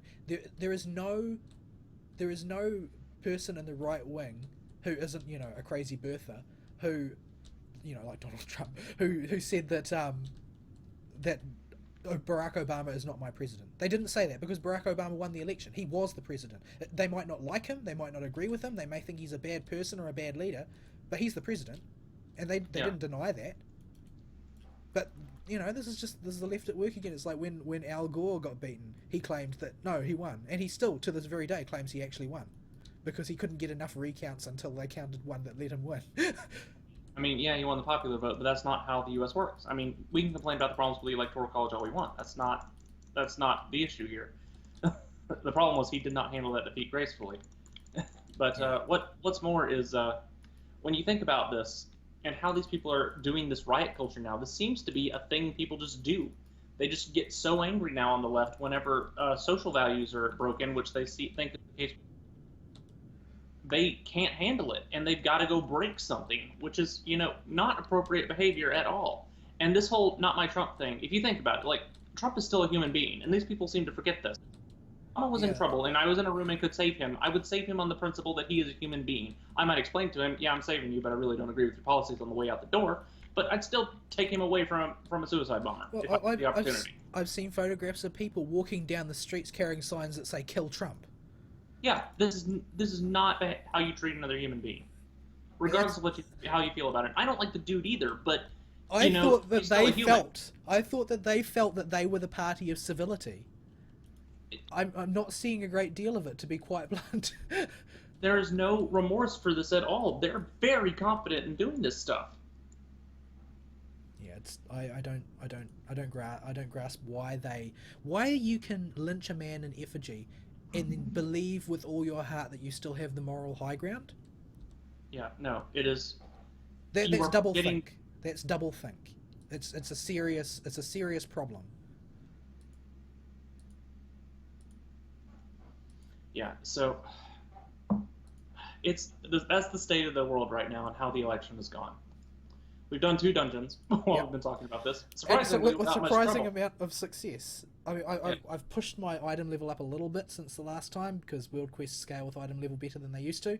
But yep, yeah, I don't think I've got anything specific that I want to say. Like, there are lots and lots of things that you can say about this. Like, there are some very interesting perspectives I've heard in it. I think that the most interesting perspective that I heard, I think, was the narrative one, and I'll just cover that briefly since I thought it was interesting. And this was after Ben Shapiro had finished giving his mea culpa, mea maxima culpa. It was because he predicted everything wrong, like most people. He said, that he thinks that a lot of this, to some extent, on a meta level, on a sort of a subconscious level, comes down to the Chekhov's gun law of drama, in that when you see a gun on the mantelpiece in the first act, it has to be used before the end of the second, and that when people are unhappy with the situation and they have seen that Trump is a weapon there to be used, a lot of them can't pass up the chance to use it when it's presented to them, because they don't like the way things are. They want things to change, and who is the biggest, nastiest wrench you can throw into the works of the way things are? It's Donald Trump. Yep. That's about the only thing he really has going for him, as far as voting for him instead But of I mean, against him. if we want to end this on an optimistic note, he he surprised everybody when he won this. It's not Yeah. impossible that he won't surprise everybody again. Like, some people, when they get put in power, don't immediately become corrupt. Some people rise to the occasion. They rise to the office. They like what I hope is that he will go into the Oval Office and he will sit down in front of that big desk, and he will have an epiphany of where he has come to. That the American people had paid him this great honor of making him their leader, and that he'll want to do his best for them. Yep. I mean, he's a populist candidate. We may look at him like a future Ronald Reagan if he does a great job. More importantly, for you people as the individuals that are listening, this is the perfect time, no matter where you fall on the political spectrum, if you've not done so already, to put aside your political party beliefs, regardless of what they are, and take a good hard look at what you actually do believe. Because now we've got a monkey wrench in the system, and we may need to fix it in the future, and you need to know where you fall on what you need to vote for, what you believe in, and what's important to you. What issues do you need to drop because they don't actually matter that much? Which ones do you need to pick up? Where do you fall individualism versus collectivism? What policies in the government are important? These are all very important things you need to know about yourself, and now is the perfect time to do it while we're sitting here with Trump for 4 years. And any of you plebs who didn't vote because you couldn't be bothered, don't let me catch you complaining. Yeah, you have no right to complain if you didn't vote. All right. Well, we'll call it good there, since I have to edit this thing, and these files get really big when I put them into the intermediate codec for editing.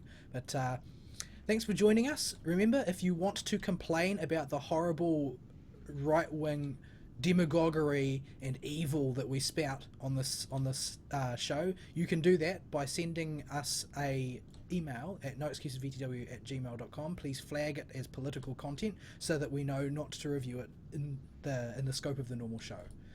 Thanks for listening, everybody. We will see you again sometime in the future. Sayonara, bye bye.